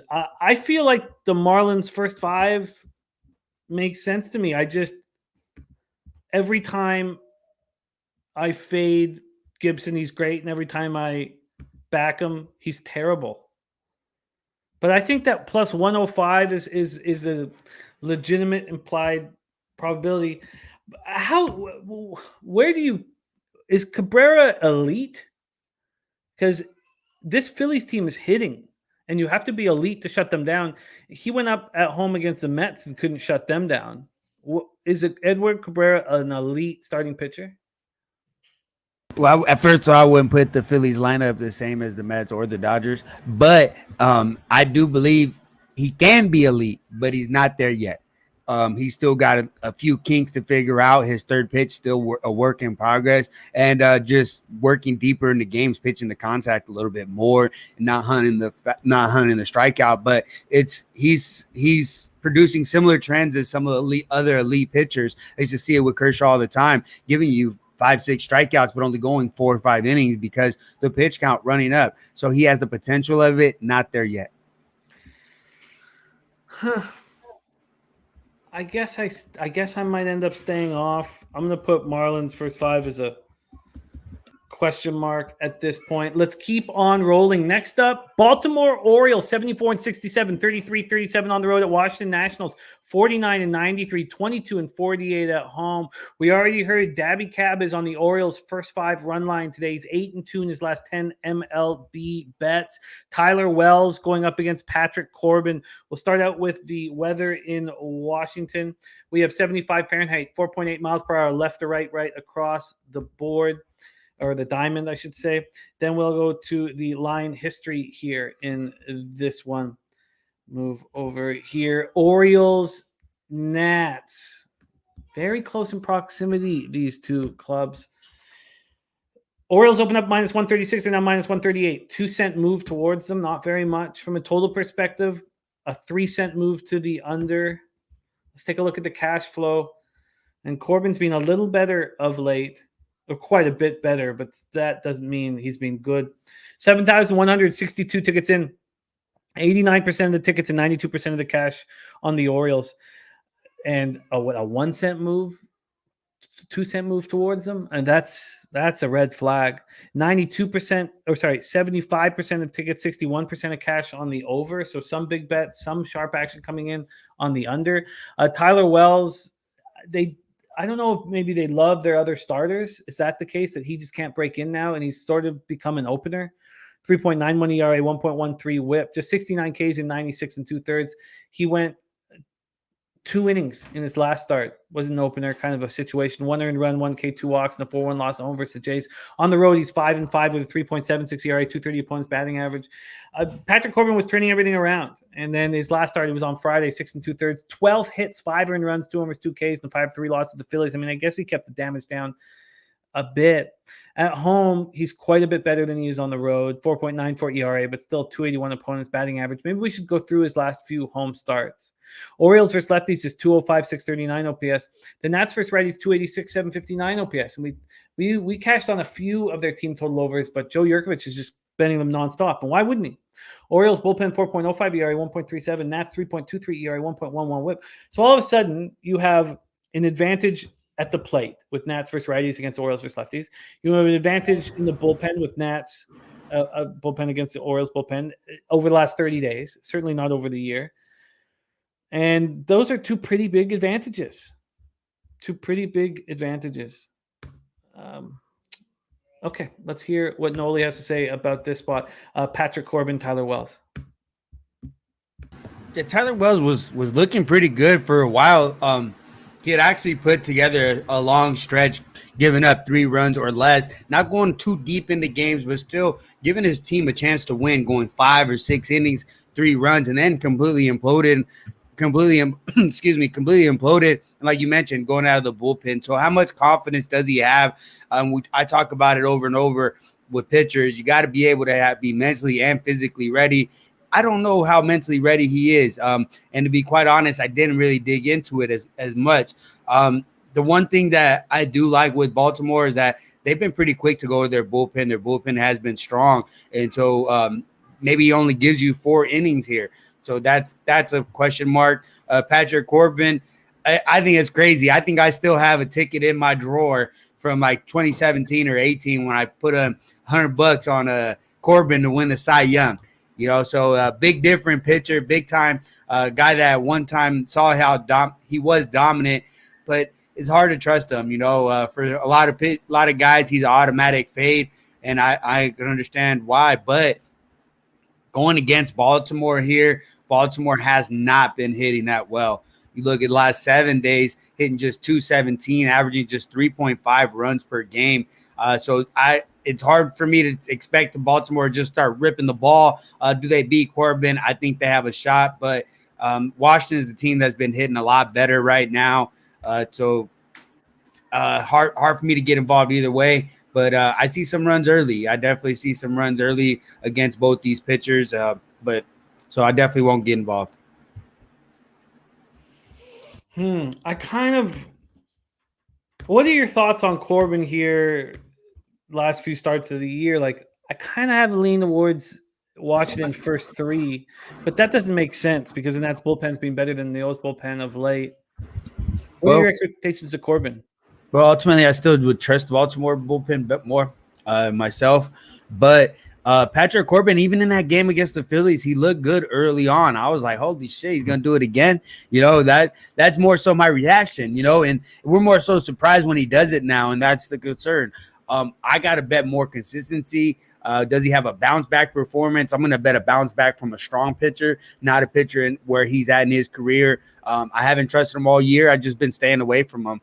So I'm just going to do it again. Yeah, I don't. I guess if I'm concerned that I don't have enough action, I have some interest in Corbin looking good for 3 innings here at home. So I have some interest in the Nats first 3. Nats are definitely hitting the ball, man. They continue to rip it and they continue to produce runs, you know, so. Okay. Well, that was fun. Let's talk about a huge game in the AL. The AL East here. Tampa Bay Rays, the Toronto Blue Jays. The Blue Jays have been much better in this series than I expected them to be. I thought we were going to be outclassed. That's not been the case. Drew Rasmussen going up against Ross Stripling. There's been guys in Toronto radio who say that Ross Stripling has been the most valuable player on the Blue Jays this year. And of course, Manoah has, been more valuable than Stripling. But if we didn't have Stripling, where would we be? Our pitching staff is only being Gausman and Manoah. And I guess, Romano's turned it on. But Stripling has helped us enormously. And when the Dodgers didn't want him, I didn't think he was very good. And he turned out to be quite good this year. But when the Dodgers didn't want Mitch White, he's not very good. So let's take a look at the weather. The roof will be open. It's a beautiful day, I imagine. Fuck, do I know? I can't ever get outside. 65 Fahrenheit, 50.9 miles per hour in. So it's very windy blowing in. Very windy blowing in. I wonder if that will... Because it is starting to get cold at night. But that seems warm enough. I should probably double check that, and everybody should double check that before they make a move on it. I forgot about that, Billy. My man Terry says, let's go Blue Jays. Rasmussen, Stripling. Let's take a look at the line history in this one. It's shaping up to be a really fun playoffs, even though the NL looks superior to the AL. There has been a 8-cent move to the Tampa Bay Rays. And this total of 8 has dropped to 7.5. It dropped to 7.5 last night and then came back to 8. And then dropped to 7.5 again at midnight, came back to 8. Every time it was going to 7.5, it would come back to 8, but that's no longer. Now it's 7.5 and it's heavily juiced to the under. So let's see if the cash correlates with that in Rays, Jays. 5,359 tickets in. 56% of tickets, 57% of cash on the Rays. Then 43% of tickets, 99% of cash on the under. So obviously a big bet came in on the under. Rasmussen is he's just a winner. And if you look at his last few starts, they just win and win and win when he's on the bump. 10-4, 2.57 ERA, 1.04 whip. Last start, didn't allow a run. 10 strikeouts, no walks, and a 4-2 win at the Yankees. His road numbers are worse than his home numbers, but he's still good. 3.22 ERA, 263 opponent's batting average. Ross Stripling, last start, 2 earned runs and a 4-3 win at the Rangers. 3.03 ERA, 1.01 whip. In his last start, 6 innings, 3 hits, 2 earned runs, 1 homer, 4. Oh, I just did that. Sorry. At home, 2-3, 2.84 ERA, 233 opponent's batting average. Rays versus righties, 253, 713 OPS. Blue Jays versus righties, 257, 726 OPS. And both bullpens have been very good over the last 30 days. Let's go wild. Terry saying, let's focus on Bichette right now. Bobo is hot as we've ever seen him. And it's helping very much. Take it away here for us, Rays, Jays. Oh shoot, yeah, Bo Bichette has been on fire, and he kind of goes on these streaks. You know, he's very streaky, and he just, whatever he just sees the ball real well. Kind of, I guess, with a lot of guys, right? But ultimately, this game here, Rasmussen on the mound for Tampa Bay has been very, very good as of late. Last 3 games combined 3 games, 17 and a third innings, only giving up 2 earned runs. That's a 1.04 ERA, and he has pitched really well against Toronto in his career. I think his 5 starts, 1.71 ERA and a 1.025 whip. So he has pitched well against Toronto, and Toronto really didn't do much at all until I think it was like the 7th inning. They put up a 5 spot. It's kind of hard for me to speak about this game as well. I had under 8 there. It crept over late. They scored about 6 or 7 runs in the last 2 innings. Really heartbreaking for me, but still not consistently producing against this Tampa Bay team. I expect a little bit more of a struggle against Rasmussen. He has pitched well, and I expect him to do that. Stripling, it feels like every time I'm on here, I'm speaking about Stripling. Kind of just me laughing at Jimmy, right? Jimmy's always been a hater and a Stripling, but with good reason. When you see some of these teams, when they take on players, you're like, wait, is he still good? When they get rid of him, you're like, what's the concern? So I definitely understand, but Stripling's been trying to be a starter for a long time. He succeeded decently out of the bullpen, and he's taken the starter role and ran with it. He continues to have quality start after quality start, and it's hard not to expect the same thing here against Tampa Bay, who really not hitting it consistently either. You look over the last 7 days, only producing 2.9 runs per game, averaging a batting average of 232, on base of just 281. So really not going to get it done, and I'd expect another low-scoring game. I'm on the under here. I got a 7.5, 105. If I can get something like that, I'll take it. Well, let's find that for you right now. Let's move over to this under. This is playoff baseball, isn't it? And the Rays, Definitely. yeah, it's fun watching the Rays play. They're just a hell of an organization. So this opened up at 8. Let's see what we can get them here at 7.5. And it's pretty juiced. Wow, they're 7s now. Now they're plus money, and they're 7s at Bookmaker and BetCris, but we have that 7.5 at minus 115. So yeah, that works. Yeah, I'm interested. Nolly. I think moved, huh? And if most of the moves happen around this time that your show's on, so yeah. this is when it happens. Nolly under 7.5 at minus 115. Yeah, I like this. Do you feel Terry talking about the Wild says we'll be fine, Jimmy, loaded with prospects, just wait a couple more years. You had your chance last year, Terry. And to think that you will be able to compete at the same level when you have 15 million less than salary cap was, I mean, it's just going to be extremely difficult for you guys. You have a good hockey team, and now everybody in the league has a huge advantage over you. And when you deal with that, you're in trouble. I mean, when the Niners and the Seahawks had Wilson and Kaepernick making $850,000 or $1 million or whatever it was, they had 20 million extra to build their football team. So they met in the conference final. It's just how these things work, and I think that you're just in an extremely difficult spot now, even though, yeah, you have a good hockey team, but now everybody has a massive advantage over you. And look, I still remember when the Wild came back on the Canucks when we were up 3-1, and it fucking shattered my heart. So I hope you guys fucking lose. And I like you, Terry. Rays, Blue Jays back here. The under 7.5 minus 115. Nolly, do you think that when we get deeper into a series, and this is a 5-game series, that the teams get more comfortable with the bullpens and that they're, get more used to some of the arms that they're seeing and have a better chance to tag them later in the series than earlier in the series? It's interesting you bring that up because yesterday was that doubleheader. So the Tampa Bay Rays, I believe, used 6 relievers total yesterday. So that is a bit of a concern here today. It can happen, but these are guys that have seen each other how many times already, so there isn't really much secrets between these two teams. So I'd expect the success to be there. There is familiarity, but also they know how to manage. So it's a bit of a chess match going back and forth. And yeah.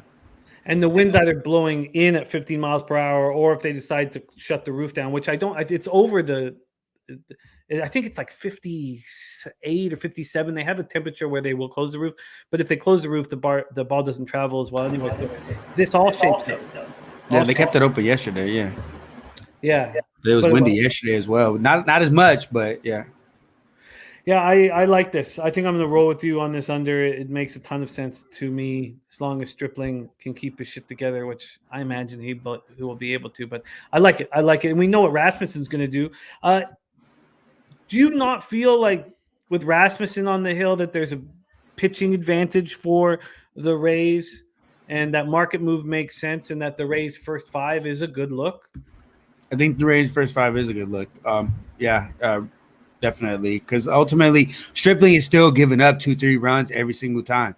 You know what I mean? So he's still going to give you a chance to win and a chance to be in it. But the more dominant pitcher has been on the other side.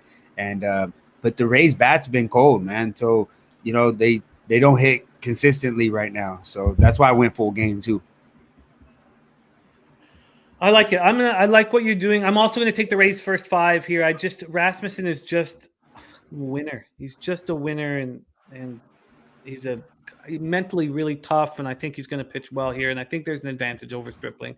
All right, let's move on. We have Nolly on the board with the under 7.5 minus 115. I'm going to come with him on that. All right, we're rolling here. Thank you guys for rolling with us, betting with the bag, Pub Sports Radio. Don't forget, Cappers contest right after this show at 2 p.m. Eastern, and Jose will be joining us from Boston. 7:10 p.m. Eastern, Chicago Cubs 1682, 30-40 on the road at the New York Mets 89-54, 46-25 at home. Citi Field in Queens, New York, and our very own Dommy Gun Ricci will be in attendance.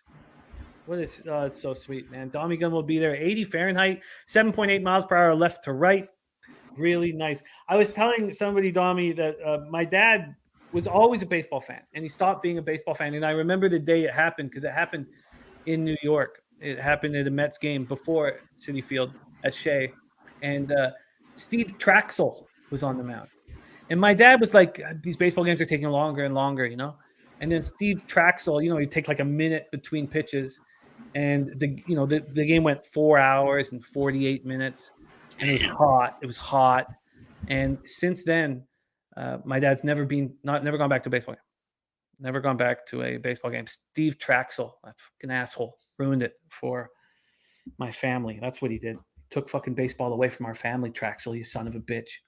All right, Smiley, Peterson, two lefties on the hill, and we have nice weather. Let's go over to the line history in this one. Smiley, Peterson. We have the Mets opening up at minus 180. They're now minus 182. 2-cent move towards them. From a totals perspective, it opened up 7.5 minus 113 to the over. It's a 2-cent move to the over. So let's see if that all correlates here. And go over to the cash flow. Here in this Cubs-Mets. Dommy Gun in the stadium for this one. Smiley, Peterson. They're giving 60% line value to the Chicago Cubs. And Drew Smiley, one of my favorite pitchers. 14% of the money line tickets on him, 28% of the cash on him. Then 45% of tickets and 45 and 90 on the under. Well, why is it moving to the over? If all that money is on the under, why then would they take the VIG away from people who want to bet the under? Last start for Drew Smiley was very good. It was at home. He's very good at home. On the road, he's sort of questionable. But I guess the Mets aren't hitting lefties. 216, 681 over the last 30 days. He went 7 innings, allowed 1 run, and it wasn't earned in his last start. 4-2 win at home versus the Giants. On the road, he's got a 4.45 ERA, 265 opponent's batting average.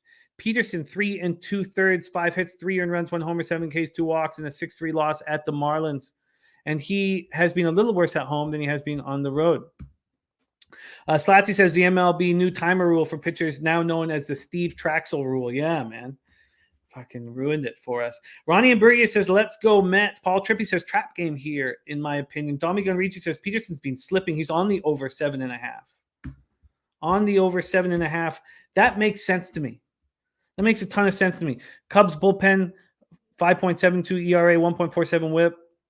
last 30, bad. Mets bullpen 4.42 ERA, 1.45 WHIP, bad. There's our guy Millsy in the house. Much love to Millsy. Millsy's been putting out excellent work for Pub for a long time, but I especially love what he's been doing lately. And we have a playlist now on our homepage on Pub Sports Radio that's just a Millsy playlist. And check it out because he's putting out really original UFC content, and we love it. We absolutely love it. So check it out. Check out what Millsy's doing on our. He's got his own playlist on our homepage, and I love it. All right. Billy Friedrich says, I've always thought it funny people complain about baseball games being too long, but NFL and college football games are never mentioned as being too long. Yeah, I mean, I think the difference is the NFL is a violent chess match, or football in general is a violent chess match. Just saying violent chess match makes me want to watch whatever the fuck that is. So I think that's a bit of a difference. Baseball can be not violent enough, you know? Okay, Smiley Peterson here. Very interesting. 90% of the cash is on the under, and they're taking the vig away, which tells me that the game's going to go over, but I just don't have the confidence to pull the trigger on these spots here where I'm seeing all the money on the under and the vig going away on anybody who wants the under. But that tells me it's going to go over. I'm with Domi. Let's hear what Nolly has to say about this spot. Cubs, Mets, Smiley Peterson. Take it away, my man. Yeah, Drew Smiley has been really good since the All-Star break. Only one game going over the total since the All-Star break. Has been really dominant. Last month, he had an ERA of like a 0.9. So Drew Smiley, not the guy that you've really been thinking of as of late. And Peterson on the other side has been the pitcher that has been struggling. They really looked pretty lost last time out against Miami. I was surprised only giving up 3 runs. There's a lot more base runners on the bases, but he does go against the Chicago Cubs. Cubs not hitting the ball all that well, only producing 3 runs a game over the last 7, but only giving up 3.6 in that same span. Have rattled off, I believe, 7 straight unders in a row. I've been on quite a few of them, but this one just feels a little bit different. I think that ultimately the Chicago Cubs bullpen might be a little susceptible here today, and Peterson, it will get touched up a little bit. So I like the Cubs early and the Mets late. That's the way I was looking at the game. But for me, a total perspective, I'm going to lay off the total. Yeah, I just don't have the balls to go against to make these bets, but I should start tracking them when they take the vig away from a spot where 90% of the cash is on it. What were you gonna say, Nolly? Well, I was saying the reason I was thinking maybe have a point with the over. I don't think Smiley gets touched up too much here, but I think Peterson does, and I just think the Cubs bullpen has had to be too perfect as of late. I've watched a lot of their games. I've been on their totals, and they've just had to rattle off too many scoreless innings to keep it under the total, and they've done it. And I just think they're not that dominant. And eventually they've been eating up a lot of innings. If they don't get 7 out of Smiley, they're in trouble. And if they give 3 innings out of the bullpen, they're going to get to somebody, in my opinion. Yeah, so it might be a great live betting situation here. If the starters can hold them down for a run over 3 innings, then you can live bet a really low over. Very interesting breakdown. I guess I'm going to end up staying off of it, but I want to move on this game, and our Jose Bouquet will be at this game. Jose right now in Boston. For those of you in the Boston area, him and Nasty Nate going to get, as Jose would call it, Liddy Bop on Friday night. But he'll be there this evening, and he'll be there in the afternoon game tomorrow. Jose Bouquet at the big rivalry game, Yankees, Red Sox. Too bad the Red Sox are 4 games under 500 and nobody cares about their baseball right now, except for Nasty Nate. And I shouldn't say anything negative because I know he'll give me the thumbs down immediately. Fenway Park in Boston, Massachusetts. Let's go to the weather right now. 73 Fahrenheit, 7.9 miles per hour to right field, dies down to 6.9 miles per hour. Billy Friedrich says, is it still a rivalry if one team sucks? I don't think Nasty Nate's in the chat right now. So I don't need I think we can say terrible things about the Red Sox, not hear him talking. to us, yelling at us in. Oh no, looks like somebody's trying to get in on the stream. Oh shit! Oh god! Oh my god! I heard you talking that cash. I'm back and I'm here. Hello, everyone. Tune into the Cappers contest today at 2 p.m. to get more of this. More what? More what exactly? This lovely content. Look at me, Jim. Look at this outside. It's beautiful. More of that haircut. Beautiful look. Well, thank you, Nolly. I appreciate it. Look at this. It's great. It's all good. Fenway Park. I could throw a baseball and hit Fenway Park from where I am right now. You want to know the best part about this? What? I could throw a baseball and hit a dispensary right now, too. It's a great time. It's a great time. You know, after Aaron Judge hit his second home run, right after the game, I promptly went outside and smoked the fattest joint I could buy because I was in my feelings the entire night. And my phone, I dropped my phone 2 seconds into the game, shuts down immediately. I couldn't text anyone, couldn't tell anyone how I was feeling. I was just silently dying in the stands as fucking bitch-ass Gleyber Torres hits a 3-run double because Juris Familia is horrible. And now it's going to be a Red Sox win today on Bayo Day. Just remember that. Red Sox win today on Bayo Day. Well, stick around actually, Jose, because I would like to hear some of your thoughts on this one because I would like to move on Bayo first 3 innings. This is such an important start for him, and I think he's been building up to show what he can do. He still hasn't allowed a home run in 37 in the 3rd innings. I know he's got a 5.79 ERA, 1.74 whip. The other part of this is the Red Sox are hitting lefties so hard, 294, 782 OPS. We need to stay away from the Red Sox bullpen, and this means so much to Bayo. Why wouldn't he be lights out for 3 innings? Nestor Cortez has not been that good of late.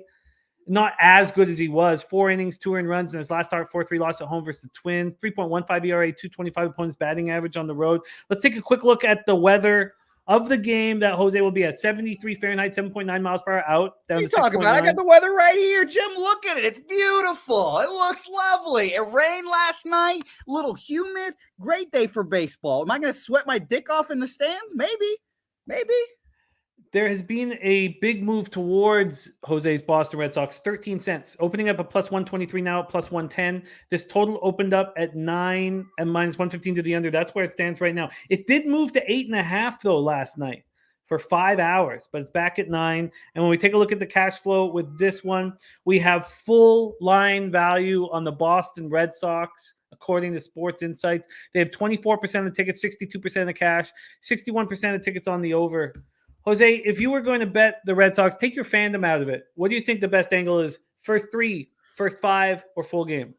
I'd go first. I wouldn't hate first 3 at all. First 5 or first 3, obviously, because this Red Sox bullpen is horrific. They it's immediately, it couldn't done it faster. Immediately DFA Juris Familia last night. So it got a little better, admittedly. I'm looking at the line now for the first time today because I have been removed from the baseball betting, thankfully. Plus 105. I thought it would actually be a little higher. Not bad. Yeah, I like the Red Sox chances today, and I don't hate a team total look as well for the Red Sox because you can get a 3.5 super juiced. A 4 at minus 105 is what I would probably bet. I think they get to nasty Nestor, and the Yankees bullpen is just not good. I mean, Clay Holmes yesterday escaping fucking made me want to throw myself off a balcony. But I think the Red Sox win today, and I think they score mainly is what I would bet over 4 runs today. Interesting. I like it. Let's hear what Nolly knows has to say. Yankees, Red Sox, and Jose will be at Storage Fenway Park for this. Yeah, you mentioned Nestor Cortez. They did try to build him back up. First start back last time out. So the reason why he only goes 4 innings. I think the start was pretty decent. Gave up the runs early, then was able to shut them down later. So he did throw decent in that game, and I expect him to be able to go a little bit longer here. How well does he perform? Not sure. He did get lit up in July from Boston on the road here in Boston. Was only able to go 3 2/3, 8 hits, 4 earned runs. If we look overall, the history between these two teams, especially here in Boston, 5 of the 8 games in Boston this season have gone over the total. And Jose mentioned a little bit about the bullpen. I mean, even when other people weren't able to get to Yankees bullpen, Boston, for some reason, they were. Whatever cheating they're doing over there, it's working when they do it against the Yankees. All right, Nolly, settle Hey, down. hey, just hey. I don't want to get into it with you, you know. I don't want to. Well, that's for a whole nother show. I'm on the I've been riding Dodgers all year, Nolly. Now I've been riding for the last like 2 weeks, Nolly. We've been simpatico. So we're friends now. Yeah. Right now okay. we're friends until the playoffs. All right. I forgot. Okay. I'll take it back. All right. But ultimately, I do agree. Bello has been looking a little bit better and better, maybe gaining a little bit more confidence as of late, especially, I mean, his only way was up after that horrible first few starts. But he has looked better, and he's starting to gain a little bit of confidence. This is a tough spot for him, albeit, so it's hard for me to trust. Talk about overs. I lean towards the over in this game. First five, I mean, I don't expect Bello to be perfect. So even if he does perform well, he's going to give up a couple. So I lean towards the over. Bayo, perfect game. There you go, Nolly. That's what I took out of that from Nolly. I don't expect him to be perfect. I heard a perfect game, Brian Bayo. That's what I heard. So I'm glad that we could do that. Thank you, Nolly. Domi Gunrichi saying this game screams over. Says Yanks spot, they're heating up. And Mike M, star the pimp slot play today, says I agree. The Yanks spot. He's on the first half over. If I come to Boston and see the Yankees win the 2 games here, I'm gonna fucking be sick. I'm gonna be so fucking sick. This series has split written all over it. Oh, no. I hope you have your phone going tonight, and I hope you do as well when you're hanging with Nasty Nate. His whole goal is to get you intoxicated. Yeah, good luck with that. I haven't had an alcoholic beverage since I got here yet. So shout out to Nasty Nate. I'm still not a drinker. Still don't like the alcohol. But we'll smoke all the weeds. And definitely, if all else fails, we'll fucking beat the Royals on Friday. Friday, me and Nasty Nate, anyone else coming in, believe Seamus Ignoramus might even swing by. And shout out to Viper MB, going with the Jose hate bet, betting the Yankees just because I'm at the game. You know, I mean, you'll hear me screaming if they start getting blown out, Viper, from wherever you are. So good luck. I'll be sitting in Section 10 today if anyone wants to swing by. Section 10, have a wonderful time there, and all you guys have is we will beat the Royals. Yeah, that's what we got. Nothing left, Jim. Sorry, I'm a beaten man. I'm a beaten, beleaguered man. I bought these tickets and flight in February when I thought we'd be competing for a World Series, but it's all right because my Toronto Blue Jays are gonna beat this Yankees team's ass in the playoffs, and I cannot wait. And again, I can't wait to see you guys, especially you, Jimmy. I love seeing your smiling face on today. I was going to say on Tuesday. Today, 2 p.m. Eastern. It's taking adjusting getting to Eastern time because I'm looking at the clock. I'm like, damn, Jimmy's still going? And then, I realized it's only like an hour and a half. So shout out to me. But 2 p.m. Eastern, the Cappers contest today. We'll have people that got eliminated. We had 1-0-5. And we'll make fun of that person just slightly. Shout out to me, 4-1. And I did get eliminated from the Survivor contest, too. So, perfect dichotomy for the Jose Bouquet gambling experience. There he is, Jose Bouquet. Have a great time at Fenway tonight. Yankees, Red Sox. Okay, there's big show picks in the house. Great to see you. That was fun, Jose, jumping on. I did not expect that. That was fun. I'm going to move on the Red Sox first 3. I surprise, Jimmy. I'm always here to surprise. He's pretty happy too on vacation. You can see he's a happy guy. I like it. Okay, so I do think that the numbers with the Red Sox against lefties have to be taken into account here. And I know that a lot of you are in that first 5 over. But what I am expecting, and I could easily be wrong here, is that Bello is going to be very good. For how long? And I don't know. But I think he's going to be very good early, and I'm going to take the Red Sox first 3. Joe Yurkich on Yankees team, total over. All right. Saturated says, no way that dude is just smoking weeds. No, he is. It's just weed. It's just weed. I know him. I know him well. That's just the flower. All right, let's move on. 7:40 p.m. Eastern. Kansas City Royals 57-85, 23-44 on the road at the Minnesota Twins, 70-70, 41-32 at home. We're at Target Field in Minneapolis, Minnesota. Zach Greinke going up against Sonny Gray. Talk about splits for Greinke. They're wild. He's so good at home, and he's beyond comprehension bad on the road. And he's got some mental health issues that we don't want to, jump all over. But clearly, he's got a problem when he leaves Kansas City, where he started his career. 0-6, 6.33 ERA, 322 opponents batting average. He's coming off a 2-1 win at home versus the Royals, where he was spectacular. 6 innings, 6 hits, 1 earned run, 2 Ks, 1 walk. Only has 66 Ks in 114 and 2/3, but he's been good this year. Sonny Gray on the other side has also been very good this year. I don't know why every team in the league isn't clamoring to have him as their 5th rotation guy. I mean, he's just a good pitcher. He's just someone you can count on. 6 innings, 7 hits, 2 earned runs, a homer, 7 Ks, 1 walk, in a 4-3 win at the Yankees. That was when he went up against Nestor Cortez. At home, he's 3-2 with a 2.97 ERA, 220 opponents batting average.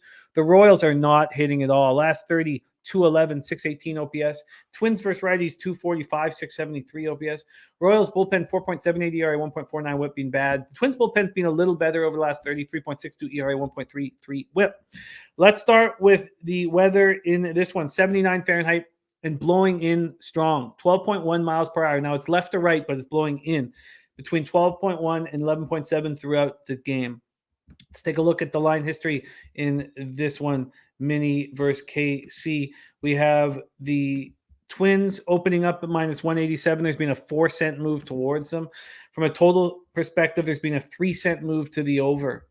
Then we'll go over to the cash flow in this one. We have 5,926 tickets in, 14% of tickets, 26% of cash on the Royals, and then 51% of tickets, 97% of cash on the under. So there's an expectation that, look, the Twins aren't hitting right now. And Greinke, even though his splits are so terrible, will have an okay start here. I don't know. I don't know, because I would like to take the Twins here and think that Greinke's going to get touched. Let's hear what Nolly knows has to say. Take it away, Royals, Twins.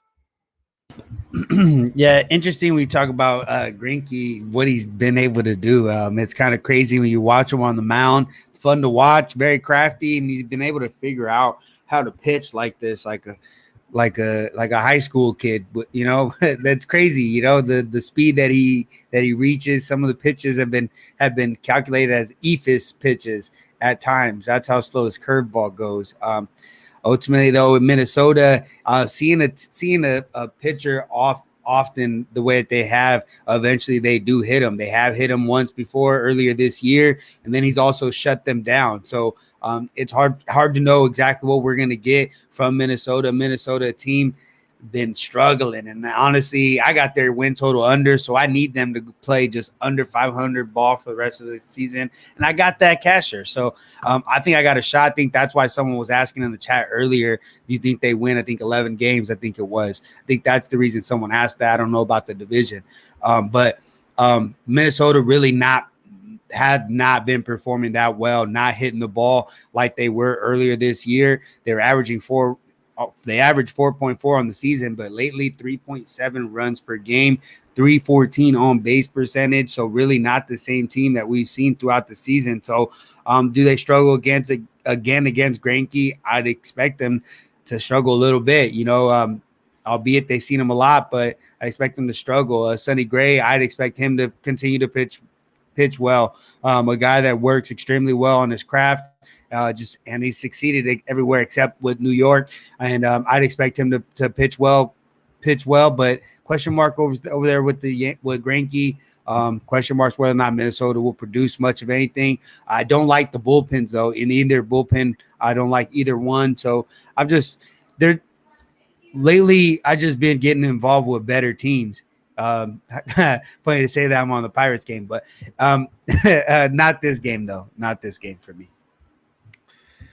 So you think that it's more than Greinke's more than capable of having a good start here, even though his road numbers are atrocious? Yeah, I think he can have a good start. He has against Minnesota on the road, and I think he can do it again. But there's still a question mark, though, because he sees his team how many times? Nobody's perfect against a team in their division time and time again. And they've hit him earlier this year for 5 runs, so at home. So can they do it again? Yeah, maybe. But they were hitting a lot better at that time. They're really not producing much right now. So I'm not going to have confidence to go on either side. I lean towards a Twins a first 5 -1.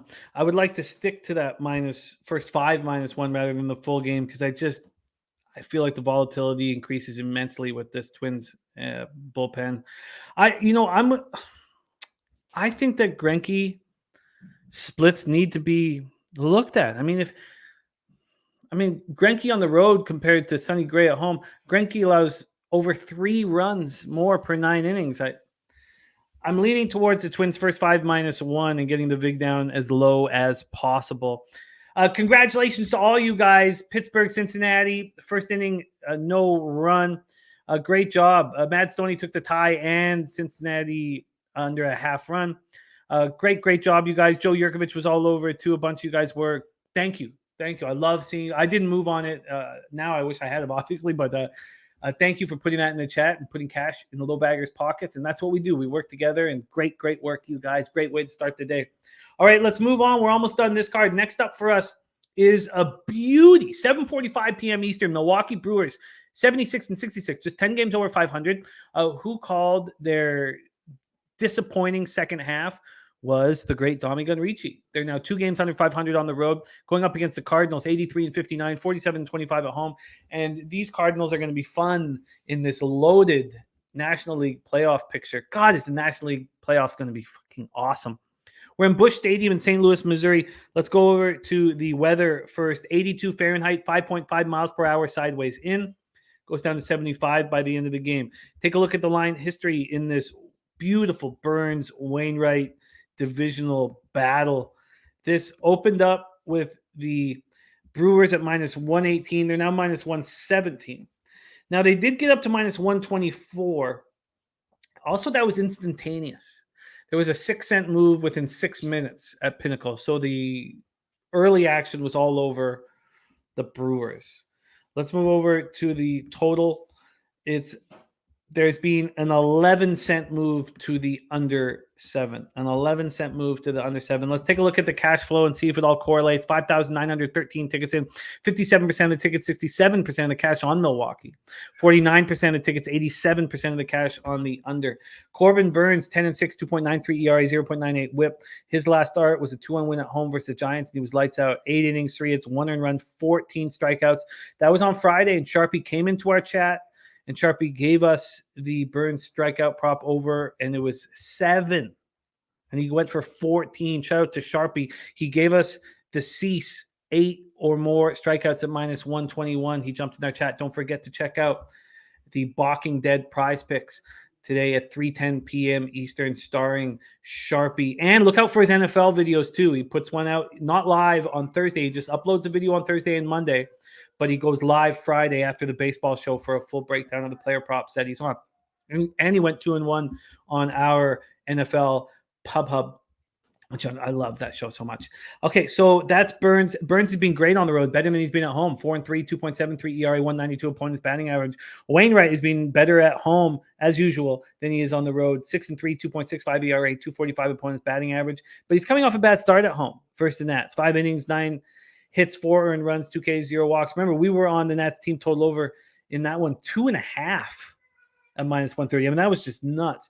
Brewers are only hitting 227 against righties last 30, but have some power, 718 OPS. Cardinals are hitting righties and lefties, but against righties, 270, 797 OPS. Brewers bullpen has been not as good as we imagined it would be. Even after the Hader trade, we still thought it'd be better, but 3.83 ERA, 1.15 whip. And then Cards bullpen, 4.23 ERA, 1.31 whip. Shout out to JPZ, says, hell yeah, love cashing while I'm at work. Take it away here, Nolly. This seems like your kind of baseball game. Divisional battle with 2 great pitchers on the mound. Take it away. Yeah, I mean, I love these type of games, especially here going down the stretch. Corbin Burns, a nice bounce-back performance last time out against San Francisco after giving up some runs over 3 straight starts. So it was hard to trust him, but he had great numbers against San Francisco. And here going against the St. Louis Cardinals, a team that, again, has great numbers overall in his career, 2.71 ERA against these Cardinals.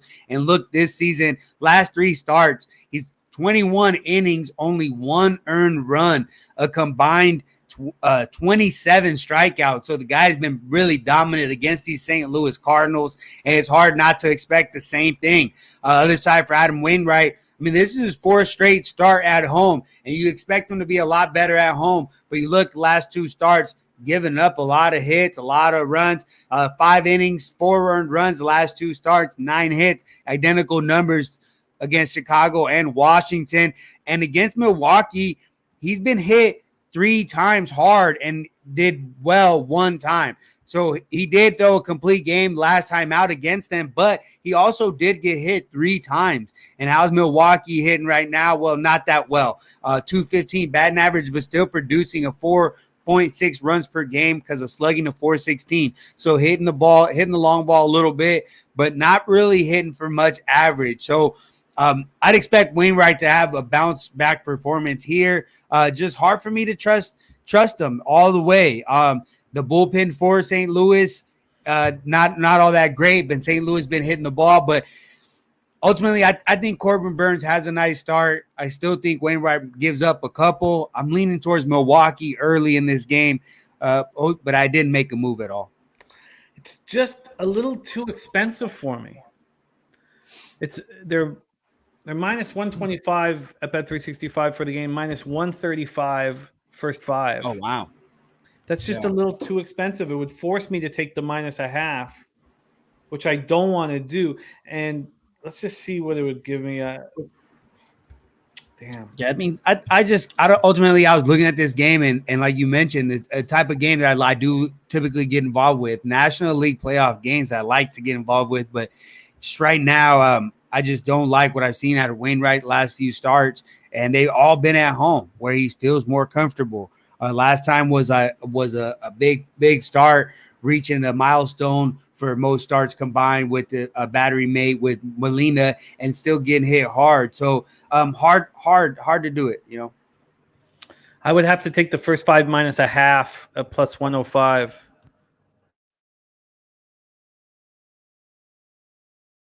I guess these are issues that people have when they have houses. Someone's mowing the fucking lawn. Not used to this. I'm not used to these problems. Okay, first 5. So you're good. I did mute it, I think, at the right time, but I'm sure it'll be back. First 5 -0.5. Is it too risky at plus 105 for the Brewers, Nolly? I like it. As dominant as Burns has been, I like it. That's what I'm leaning towards. But I mean, I think I'm gonna stay off. Okay, I'm leaning towards that first 5 -0.5. I just feel like the possibility of a tie here is too. No, I don't miss the Pigeons, Rem. I fucking despise them. Okay, here comes the fucking lawnmower.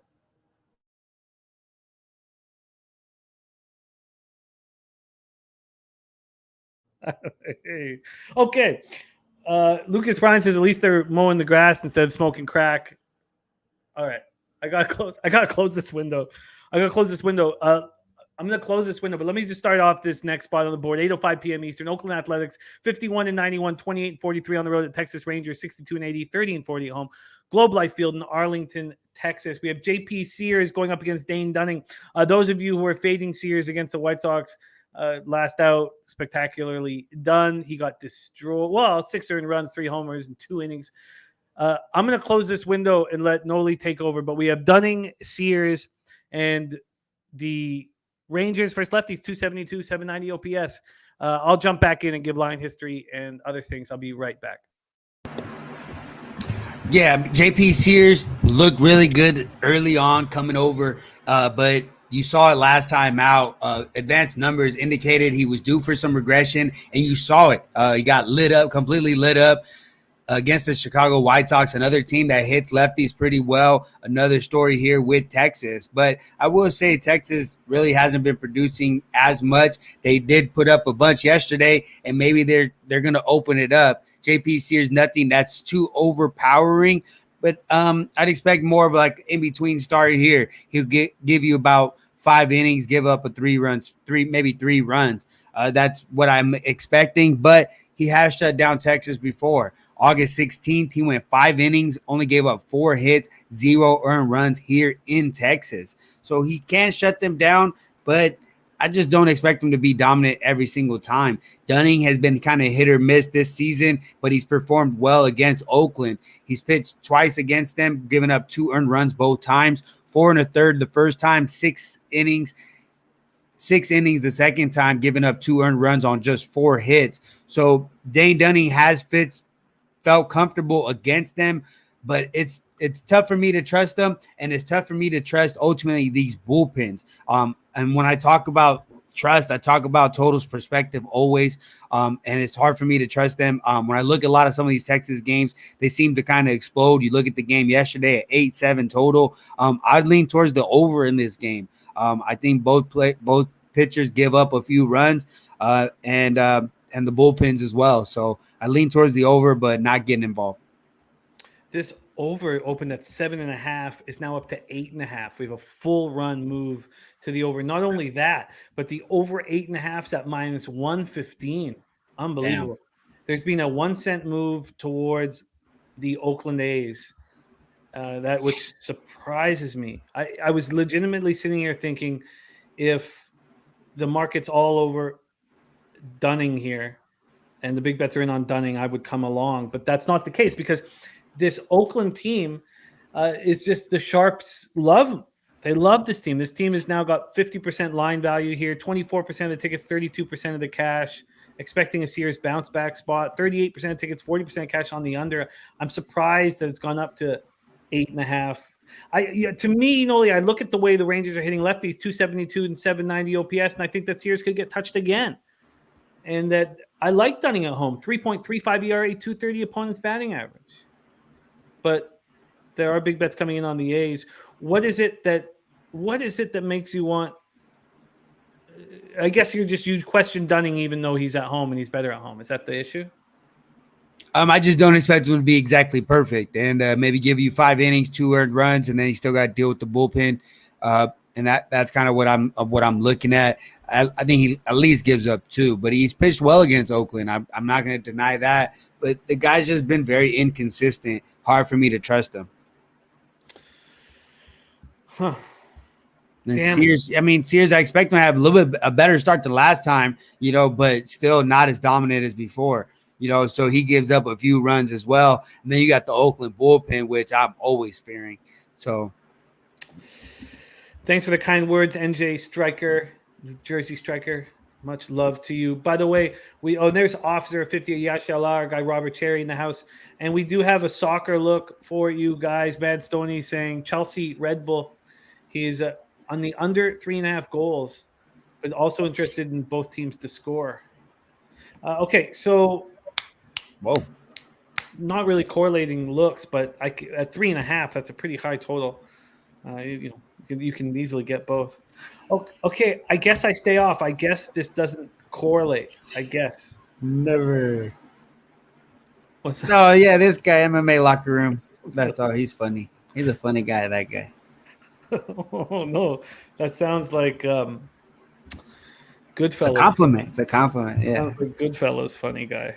9:40 p.m. Eastern. Let's talk about Nolly's Dodgers here.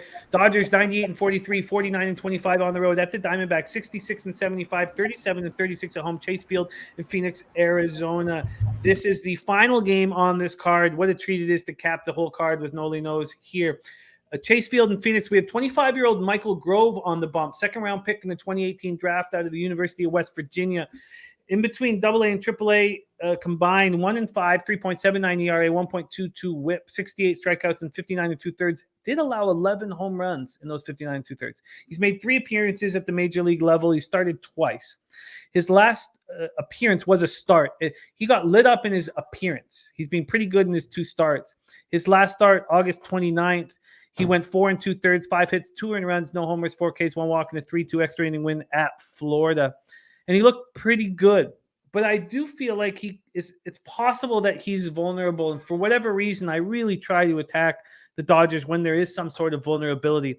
Zach Davies, 2-4, 4.09 ERA, 1.26 WHIP, 89 strikeouts, and 116 2/3.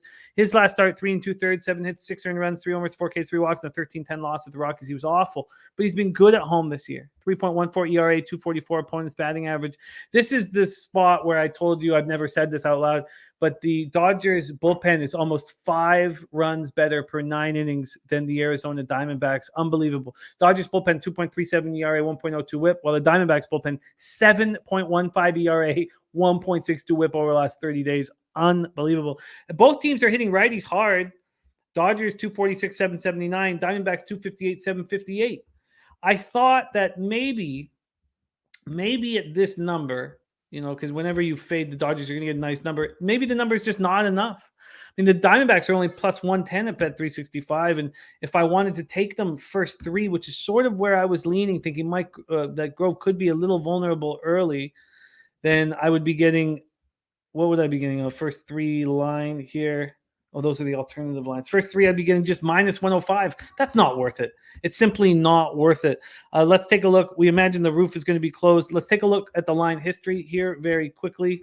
We have a line history. We have the Dodgers opening up minus 146. They're now minus 125. A 21-cent move towards the Diamondbacks. A huge move towards them.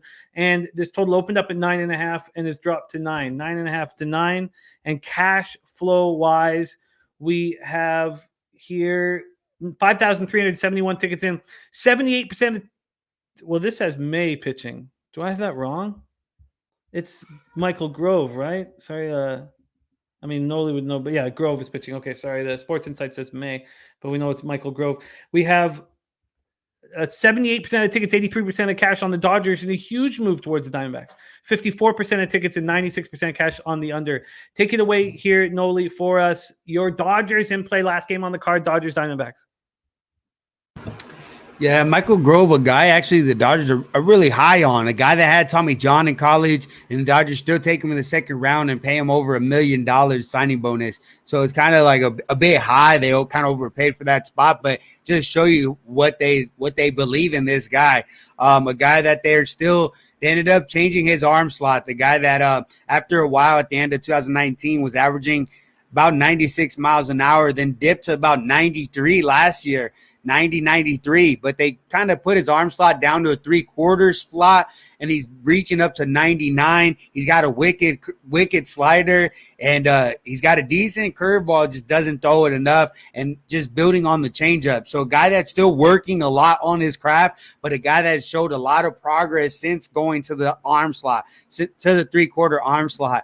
The Dodgers are very high on him. He's up here because really to replace Gonsolin in his starts. That's the reason they called him up to begin with.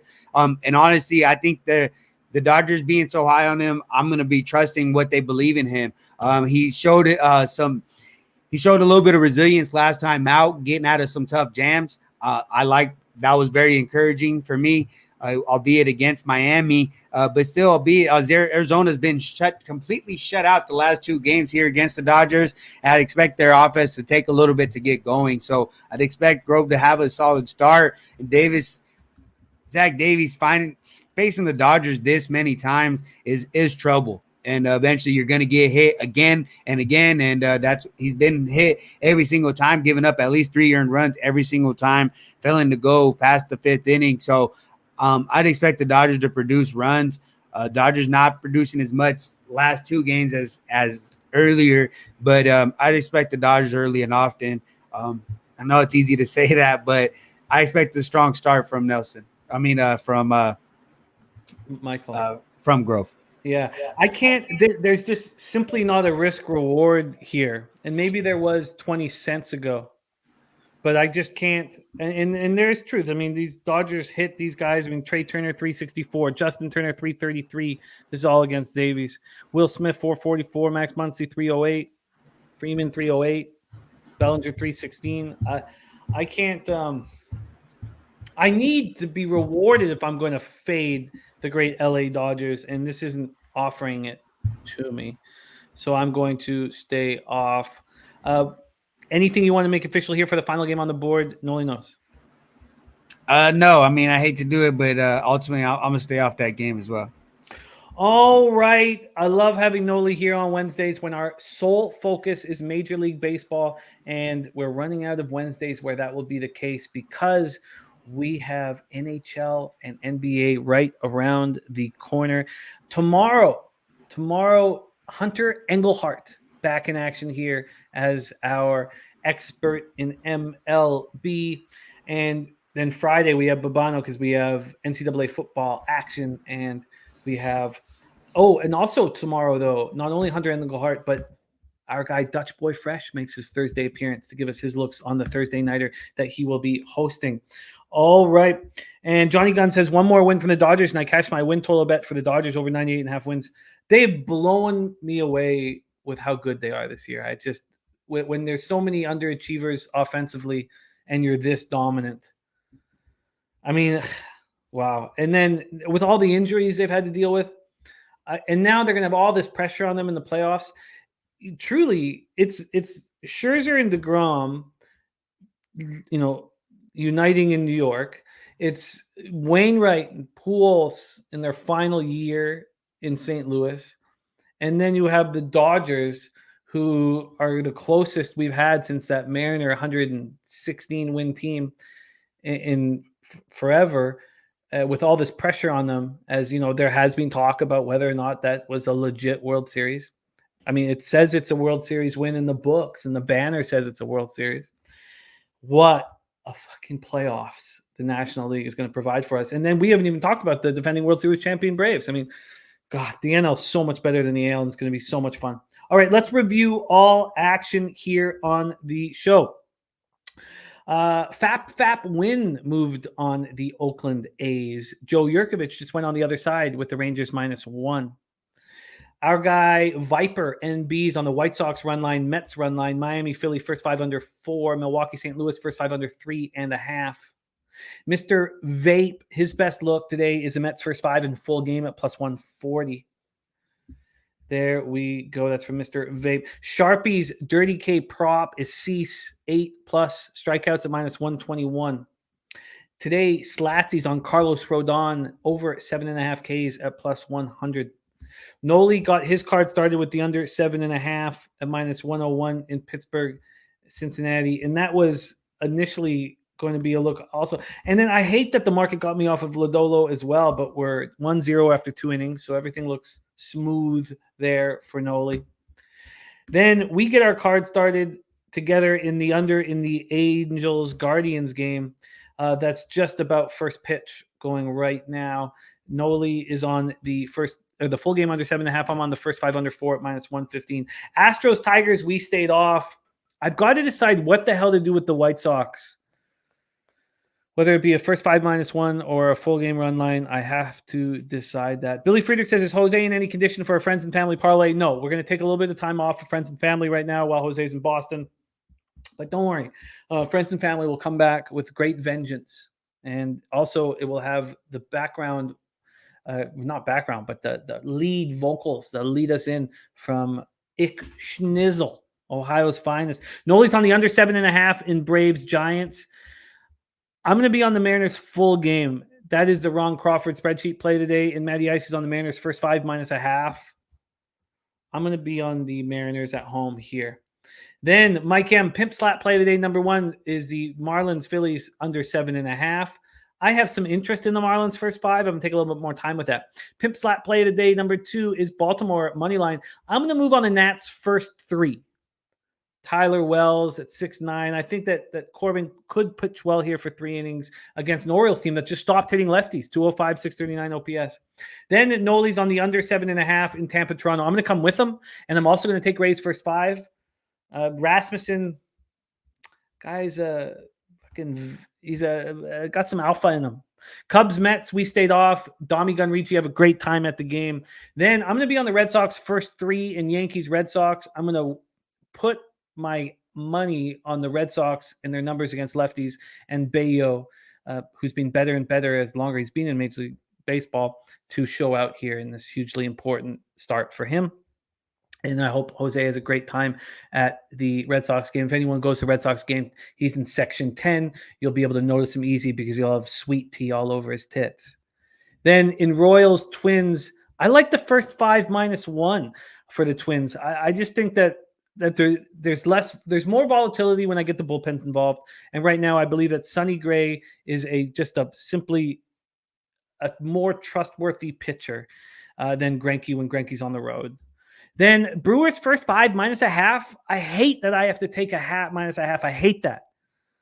But I think there's a reason why Corbin Burns is this big of a favorite in St. Louis. I think he loves these situations, and I loved Nolly's breakdown on Wainwright. A's Rangers, I've stayed off at this point, but I do have interest in the Rangers.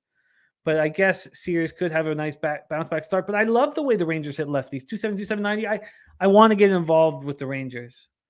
And then Dodgers, Diamondbacks, we stayed off. Nolly knows what a treat it is to cap the entire card with you. You're a great guy, great capper. And follow our man on Twitter at Nolly Knows. We have the Cappers Contest show in 43 minutes. You vote for our picks. And, last week was extremely interesting because the picks that we did, now they went 3-2, but they were the most popular 5 picks in the actual contest. I think it's important to talk about all these things. And I find it a tricky card this week, and I can't wait to see what Pub Sports does. But 3-2, all we have to do is win every week. We win every week, we make money. It's all we have to do. Win every week, make money.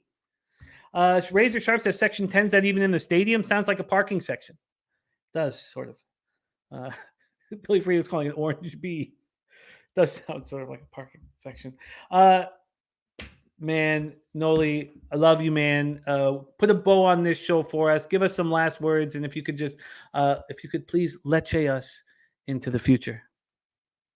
Yeah, it's always a pleasure to be here. Thank you for always having me on, Jimmy. Thank you to Pub for having me on. I got 4 plays. That's, not a lot for a lot of people, but for me, that's even one more than I like to do. Hopefully it gave you some information. Thanks for hanging out with us. And till next time, leche a los bookmakers.